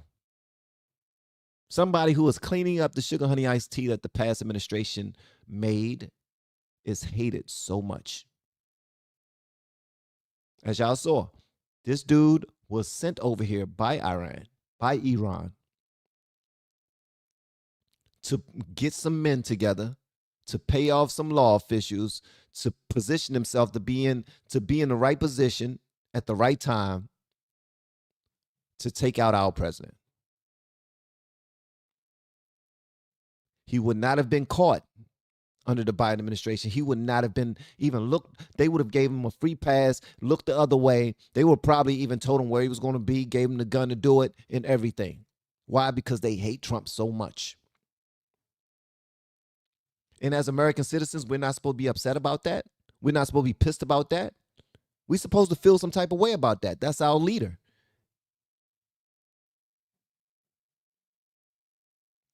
We already saw when he was running for president that the people that they were giving him They didn't want him to be protected. The Secret Service men that they were giving him, the women who never held a gun a day in their life, didn't know what to do. Oh, what we supposed to do? I don't know what to do. I don't know what to do. I don't know what to grab. I don't know what to do. They was faking like turkey bacon, man. We know it. We seen it. It was clear as day. They was trying to get this dude taken up out of here. And they didn't hide it. They did not hide it. And I have to say this, and I'm not going to beat this dead horse, but I have to say this, just one thing, and this is the thing that make people run away from the channel all the time. I do not believe that Tyler Robinson did that to Charlie Kirk. I've seen too much. I've seen too much evidence. I've seen too much. Sorry, don't know what to say. I don't think that dude did it. Could it have been done by somebody by themselves? Absolutely. Was it done by him? Nah. And I don't know why we are saying that that's what happened. I don't know why. I just don't trust it. I don't believe it. I do not believe it at all. I'm just saying. That was a good brother, and I don't know why they came together to get him up out of here, but they did. That was a good dude. I don't care what nobody say. I did not like Charlie Kirk when I was first checking him out. I did not like him. I thought that he was just a contentious asshole that just wanted to debate children, and I thought he was racist, and I thought he was hateful, and then I listened to him and watched him debate and seen the people he was talking to and the type of respect he was showing everybody, type of love he was showing everybody, type of patience he had. And then I judged him by his fruits. I said, wait a minute. Nobody that leads with the Lord in that way is evil. Nobody. Can't name one that leads with God's light in that way is evil. And I still don't. That's just me. I'm sorry. That's just me. I think there was a bigger play, and I can't explain it. I'm not Candace. I don't have the team that she has, and I'm certainly not about to go down that rabbit hole. But I just don't believe that it went down the way that they're trying to sell it to us. I'm not buying it. That's just me. I'm a hunter. Thank you so much for the super chat. It reads, I think I understand why Trump was not at the funeral. They would not allow him to be there because they want to spew their lies about him. 1,000%. 1,000%. He can't go. He can't come. He can't be here. We're not bringing him out here. He's not getting an invite. Don't nobody get an invite to funerals. For real. If you think about it, just go. You know what I'm saying? Let me see what y'all are saying in the chat right here. Let's see here. Why is everyone allergic to research? Because the truth hurts. That's why, because the truth hurts. Don't nobody want to know the truth. The truth separates. That's just how it is. The truth separates. Nobody wants the truth.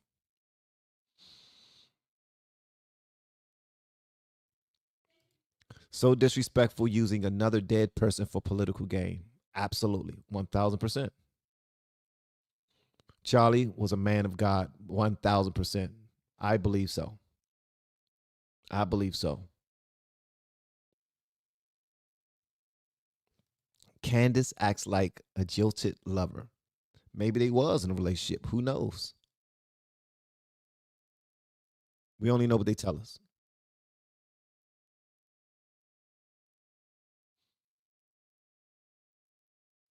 I have no sentiment towards Erica. Why not? I don't understand that part. I don't understand why you don't have any sentiment toward her. Like, why wouldn't you? Infidel, please explain that. Why wouldn't you? That's her husband. That's the father of her children. Regardless, I mean, I don't know all the stuff that like I really don't. I stay away from it on purpose because I don't think y'all remember, but when he was shot, a bunch of people around the country was making fun of him. They had T-shirts with him being shot in the neck. I don't get that part. I don't get that. I mean, yeah, I don't get it. I don't get it. They're so divisive, man. They're so divisive. But yeah, I'm with you. I'm with you, Courtney. Everybody needs to daggone do their research. Do it privately. Said Erica was being fake. She's in the files. She's a plant. Well, if she's in the files and she's a plant, oh, are you saying Candace? Hold up. Okay. See, you giving me a whole bunch of information, Courtney. Listen. I need to pull Courtney up here. I need to pull Courtney up here sometime because then she can go ahead and break it down to y'all because I don't know that stuff. Oh, you talking about Erica? Erica was a plant. Okay, the entire time. Okay, I can see that. I can see that. Okay, I can see that. I can see that. Y'all know some stuff, man. All right, let's see what Trump has to say about this whole thing. I'll give you one more chance because that was a bad question you asked before. Go ahead. We've already got a lot of sound bites leave him in the about the like sports. Can I ask one off topic? On topic. On topic. Okay. Which is unusual for you. Go ahead. Thank you.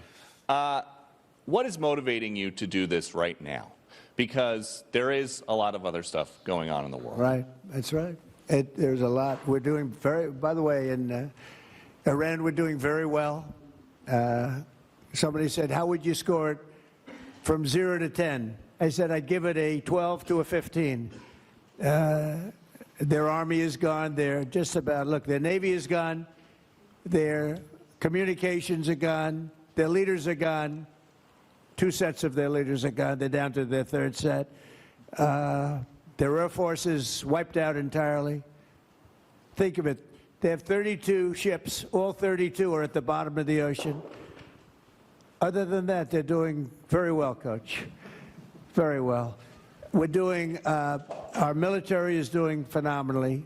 That's the big thing for this week. We seem to have a new thing every week, but the situation with a very bad and very sick group of leaders who were killing a lot of people. A lot of our people were being killed. They were being maimed. They were being destroyed with their bombs all over the place, planted in roads, and we call them the roadside bombs, walking around without legs, without arms, face blasted, killed many, many people. And we had a choice. We could take it and go on like that for years or do something about it, and we did something about it. And people are very impressed with our military, and they admire our military with what happened in Venezuela, what's happening now, what's happened with the B-2 bombers before this, where they took out the nuclear capability or potential of Iran. I think we're right now we're a country that's more respected than we've ever been respected before. I saw what was happening with college sports, and it doesn't sound very important compared to what's happening in Iran and other places, but it is very important to me. And if I can get it done, I'll get it done. Through a bad system, it's a bad system. Through a bad legal system, you want to know the truth, we have a situation that is almost unsolvable. and we'll see if we can solve it. And, you know, Peter, the fact is we're talking about colleges that are going to go out of business by many, many colleges are going to be out of business. This isn't just about student athletes. This is about our whole educational system is going to go out of business because of this. So I understand what you're saying in terms of the level of importance, but to me, this is very important. Very, very important. Thank you.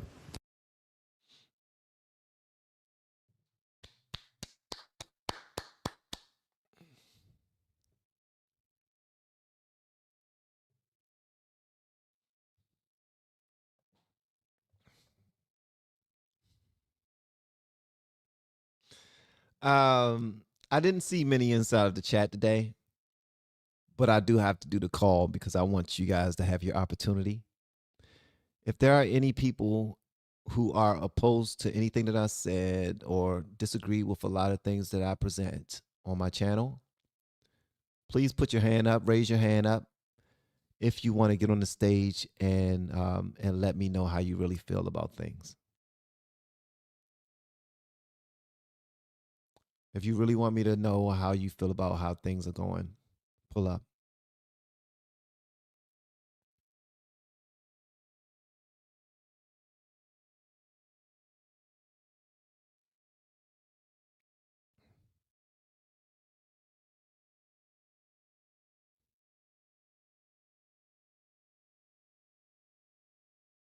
Honestly, I am tired of being lied to by these politicians. And when they show me that they really are about what they say that they're about, I appreciate it. I like it. Even if it means a couple of people in other countries have to die.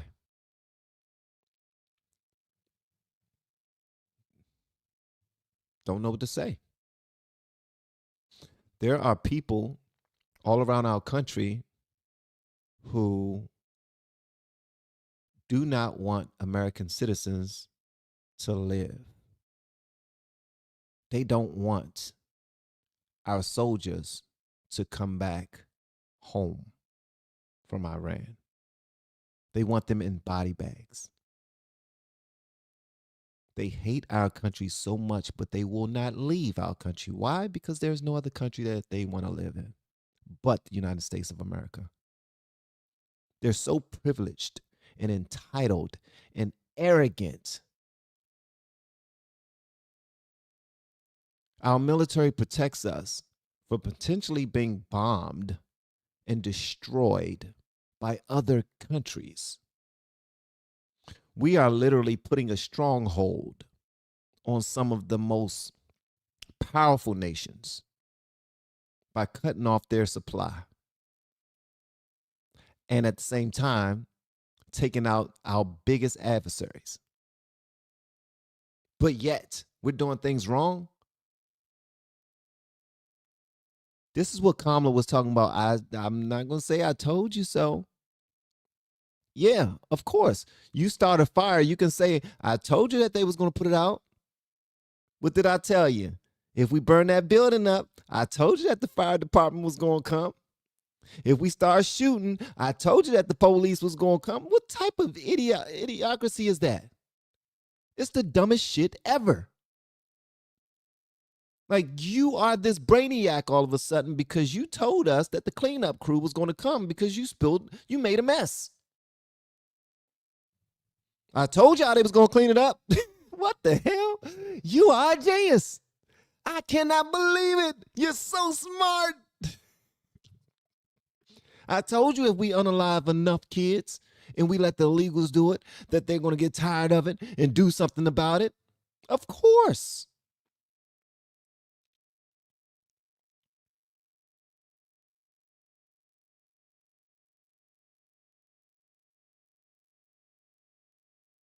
Nobody pays attention to what we're actually doing, man. It's bigger than just bombing people. It's bigger than just using $1 million missile to take out a $50,000 drone. Because if we don't take out that $50,000 drone, that $50,000 drone is going to take out $1 million building or $1 billion of equipment that we made, that we have to protect us. So now they're trying to act like they're the smartest people in the room. The View are acting like they're smart. Everybody are, man. Even Joe Biden stood at Jesse Jackson's funeral and told a room full of black people that he was smarter than all of them. Let me say that again, because y'all haven't seen this, and a lot of y'all be thinking I be faking when I tell y'all this. But Joe Biden literally stood in a church filled with black people, and he acted like Gavin Newsom. I'm sorry, because you know Gavin Newsom did the same thing. I can't read, I can't talk, I can't even walk, I can't sing, my ding-a-ling is small, I don't know what to do. Where am I right now? Somebody please tell me what to eat, what to think, what to drink. I'm so stupid, I can't do nothing, I can't read a book. But then when he's in front of two people that he respects, who just so happen to be white, he tells them how much of a genius he is and how smart they are and how they wrote a book that was 270 pages that this dude happened to read in an hour and a half. But when he's talking to a black man, I can't read. I don't know my father either. These people, man, they play with us. They play in our faces, bro. They play in our faces. Look at this right here. This is nuts. I told you all earlier, when I was a kid, I had a cleft palate or club foot, none of you would have laughed. But it's okay to laugh at stuttering. I'm not being critical of you, but think about it. It's the one place where people think you're stupid. Oh, really? I'm a hell of a lot smarter than most of you. But all kidding aside. Did y'all hear that? Did y'all hear that? I'm a hell of a lot smarter than most of you. Oh, Joe, you're so funny. Oh, Joe. Joe, you did so good. Yes, you did. Sound like Jill Biden right after he got his ass whooped in a debate against Trump. Y'all remember that? Joe, you did so good, Joe. Didn't he do good, y'all? Yay. Someone get him some orange slices. Someone get my husband some orange slices and his favorite crayons so he can go in the corner and keep himself busy. Yes, you do. Yes, you do. Yes, you do. You can go ahead and color. You can go ahead and do you. I swear to God, bro. The disrespect that they throw on us is nuts. And we just eat that shit up. We eat it up. We love to be disrespected. Now, I'm not trying to be disrespectful to Joe, because Joe Biden he's a lifetime politician. Right now, he does not have the mind that he once had. I don't even think he has the body he once had. I believe this is still his clone that's performing for him. But at the end of the day, we need to stop allowing these politicians to play with us, man. For real. This dude stood in front of a room full of black people at Jesse Jackson's funeral and said, I'm a hell of a lot smarter than most of you. Oh, really? I'm a hell of a lot smarter than most of you. But all kidding aside. Are you, Joe? You're a hell of a lot smarter, bro. Then tell me, please tell me the master plan of just open up the floodgates of the borders. Tell me that master plan, because that sounds genius. That sounds genius. Joe, please tell us what your plan was. I would love to know the plan.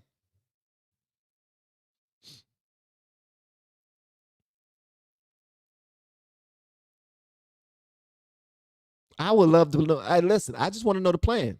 Can somebody tell me what was the play? What was the play? What were we supposed to win? How was the country supposed to become better that way? Anybody, please, just one of y'all, just tell me what was the play. Since he's so smart, since he's such a genius, what was the play?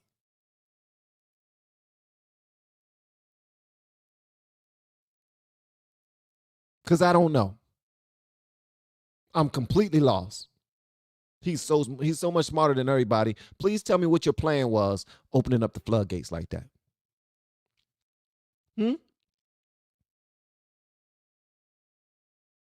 Like it's going to be brilliant. You damn right. Charlie 7040, you damn right. Crookeds. What was the plan?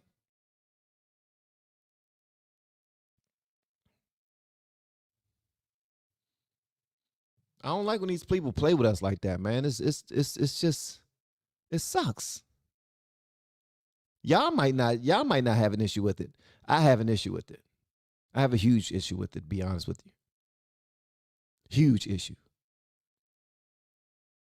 Now we got people feeling comfortable to say stupid stuff like this. Hey, I just want to say, if you're in the U.S. military and you didn't defect or leave the army or disobey orders for an army that we know is bullshit and going to destroy millions of people's lives, I hope you get sent back in a body bag. I do.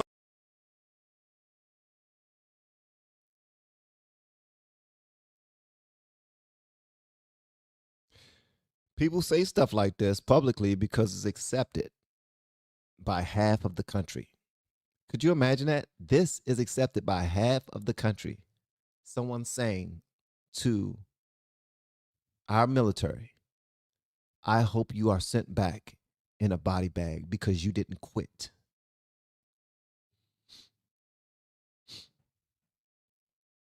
I bet if you looked in the dictionary for the definition of bitch ass nigga, he will be in there just smiling like, they talking about me.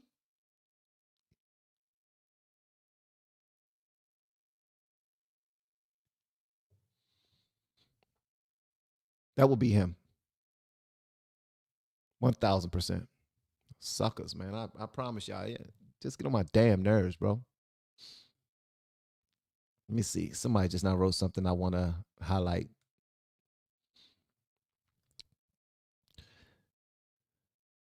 All right. Dr. Sharon. What's going on, Dr. Sharon? Dr. Sharon says, we are used to demon craps. Demon craps. Speaking down on us, Black Americans. All things are dealt with in God's timing. 1000%. Like your emoji. That emoji is fire. Yeah, that emoji, fire.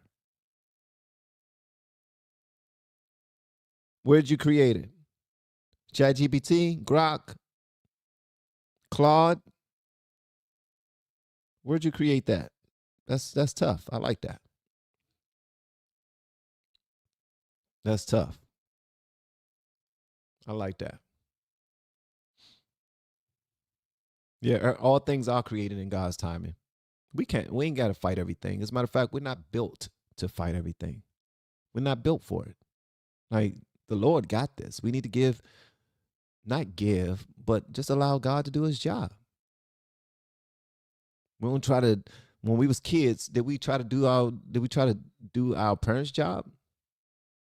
No. And just so y'all know, man, I dropped out of college when I was like 4 or 5 months in, because I impregnated my then girlfriend, who is my wife now of 27 years. And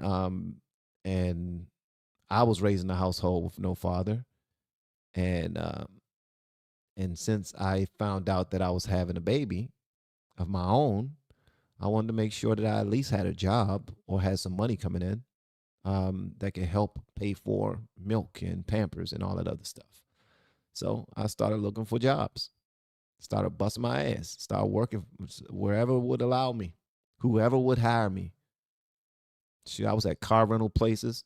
I was at auto body shops. I was at record stores, The Wiz. I don't know if y'all remember The Wiz. That was one of my favorite jobs, by the way, The Wiz. I did construction. I was an electrical apprentice. That's why I learned how to drive a stick, a 5-speed.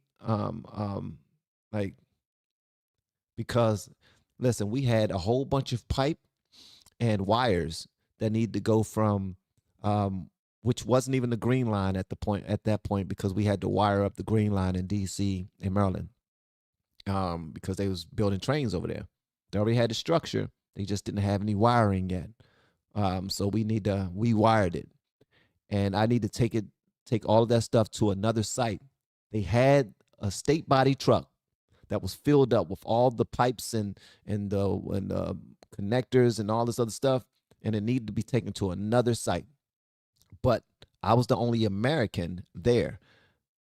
It was a bunch of really short guys who were from the Hispanic community. I don't know if they was Mexican, El Salvadorian, Venezuelan, I don't know. But they didn't speak English, and they couldn't drive state body trucks because they didn't have licenses. So I don't even think they were legal, to be honest with you. But the stuff had to get there. And my supervisor told me I needed to take it over there. I told him I didn't know how to drive a stick. He said, you better learn. So I learned, almost destroyed that clutch, almost destroyed it. But I figured it out. Drove it over there, and it was great. But I was becoming a man. You know what I mean? I took all of that in, pause, no diddy. I took all of that and I used it to become stronger and smarter and sharper, man, because, you know, I had a family to take care of, and I loved it. Every part of being a man, I love. Every part of being a father, I love. Every part of being a husband, I love. I haven't always been the best husband. I haven't always been the best father, but I've been a father and a husband, and was working my ass off to do what I need to do in taking care of my family. And I'm praying that me having a platform and telling my own story will help somebody else out there who have their own families or have been through it already, but you look back at your failures and you kick yourself in the butt all the time thinking that you didn't do things right. Let me tell you something, man. Raising children does not come with a book. Everybody do it differently, man. Everybody's children are different. Everybody's relationship with their husbands and wives are different. Like, all of this is learning on the job. Like, we learn while we do it. We learn while we go. You can't be hard on yourself, though. You're going to make mistakes, but you just got to do it, and you got to take pride in it, and you got to want to be better at it. You know what I mean? You got to want to treat that lady the way that she deserves to be treated. And ladies, you got to want to treat that man the way that he deserves to be treated. And y'all got to be selfless when it comes to raising your families. Put your children first. Put your people first, man. I'm hoping that something that I've done, do, or say rubs off on somebody positively so that they can have the best families in the world. That's just what I hope. All right. And I also hope to teach as many people as I possibly can about this YouTube game, because YouTube helped me retire early from my job at DOD when I was making $98,000 a year.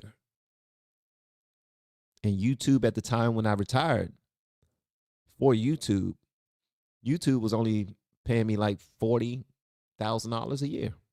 Like, that's what I was making at the time. But I was only doing it part-time.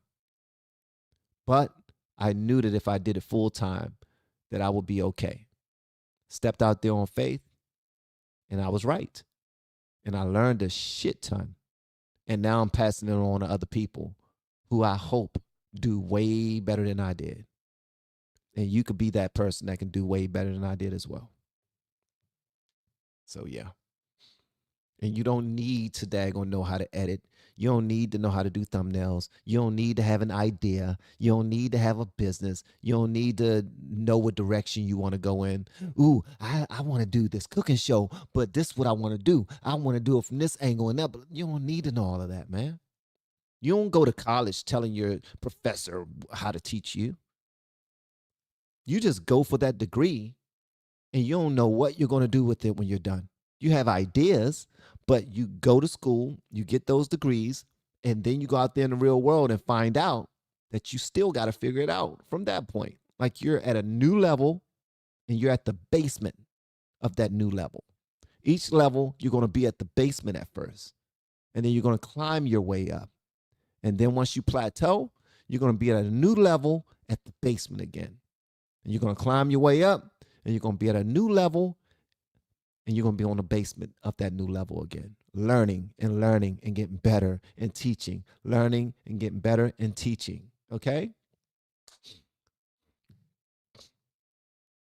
Just wanted to put that out there, man. So if y'all want to learn this YouTube thing, go to the third link under my descriptions.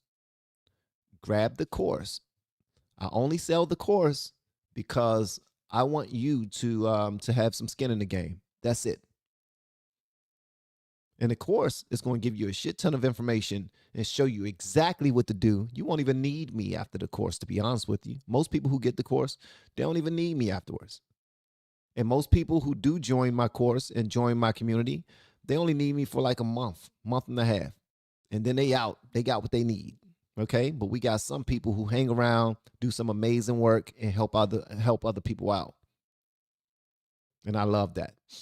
Those folk are dope. All right. That's me promoting my business, guys. I'm promoting it. I told my son that I'm going to start promoting it every single day. I told my son I'm going to start posting videos on my Van Hall channel and all of that. And I'm not lying to my son. I'm going to do that. And I know how beneficial it could be. So you can do it too. Shout out to my mentor. My mentor is the reason why I'm trying to mentor others. A long time ago when I was growing my channel, I was at like 40, 50,000 subscribers. I started getting mentors and people that was supporting me and believing in me and having meetings with people. And my mentor told me, if you want to have the life that you always dreamt of having, you yourself need to become a mentor. You yourself need to help people get over the hump. Help them learn something that you're great at doing already. Whatever you're good at, you need to teach it. You need to walk people through it so that you can learn even more and become even sharper while helping other people, adding value to their lives, and it will add value to yours. The Lord will continue to pour into you as long as you pour into them. So that's what I do. So now I teach people how to avatar their perfect channel that they like to follow, how to copy and steal everything, and how content is king, consistency is queen, how to pivot, how to think fast on your feet, how to go out there and pick content out. Like, there's so much. And whatever you learn on YouTube, these other platforms are easy. Easy. So simple. TikTok, easy. IG, easy. Twitch, easy. As long as you learn YouTube. It's so simple. Okay. All right. Somebody said, get on a show with David Nino Rodriguez. I've never heard of him before. Okay. Well, I mean, I get on the show with almost anybody. With almost anybody. Also, I have to say this one more time, guys. If you are a man, get your ass in the gym. If you are a man, get in the gym. Unless you're just not healthy enough to make it to the gym. And if you're not healthy enough to make it to the gym, work out at your home. Do some calisthenics. Okay? Do some push-ups, pull-ups, planks, dips, squats, lunges. You know what I mean? Do whatever you can to make sure that you're healthy, that you can take up for yourself, that you can take up for your family, that you can protect your domain. All right? If you believe in the Second Amendment, don't just believe that gun is going to help you out. It will, but you want to make sure that you can handle yourself too. You can think fast on your feet, that your hands are also a weapon, that your mind is a weapon, and that if you fall, you can get back up. If one of your people fall, you can pick them up and you can protect them. Get in the gym. This is for men. This is for women. Get in the gym. Okay? Don't feel like You have to work out just to go to the gym because you don't look good enough to be in the gym with all these people who look good. Damn that. It's all about you and your journey. Right? Go for yours. Also, you're never too old to start learning. You got to keep learning. You got to keep teaching yourself and stay around people who want you to be sharp. Iron sharpens iron. You want people around you who will encourage you to be better, encourage you to be sharper, encourage you to go harder. That's what you want. I don't consider myself to be a teacher. I consider myself to be a coach because I've coached basketball. I've ministered in a few churches for years, almost 19 years, as a minister of music, directors of choirs, president of male chorus, all these things. And I've been doing this ever since I've been in elementary school. This is how I've been with the singing groups and singing for myself and managing things. So yeah, this is not new for me, but I'm trying to help as many people as I possibly can. I would love to help you as well. Yeah. All right. Let me see here. All World 365. Thank you so much for the super chat. It says, where you find that hat, Slim? At a store at God dang, where did I get this hat? It's a good ass question. I think I got it from St. Charles Mall in Waldorf, Maryland. I got it from a store that I get a lot of my clothes from. It's like on a younger side, the type of clothes that I wear. I dress older, but I still dress younger. So I dress my age. I dress my personality, But yeah, I got this bucket from the store in St. Charles Mall. Yeah. Thank you. Teddy, birthday boy. Thank you for all you do, Coach Van. No, thank you, brother. Thank you, man. And thank you everyone who participated today. Thank you to all my blues. Thank you to all my greens. My blues are my mods. My greens are my members and my members only on YouTube. If you want to become a member, hit that members only button. Hit the join button. That's right under this video right here. You will see join. Hit join. Hit join and become a member. Okay? All right. What else? That's pretty much it. Love y'all, man.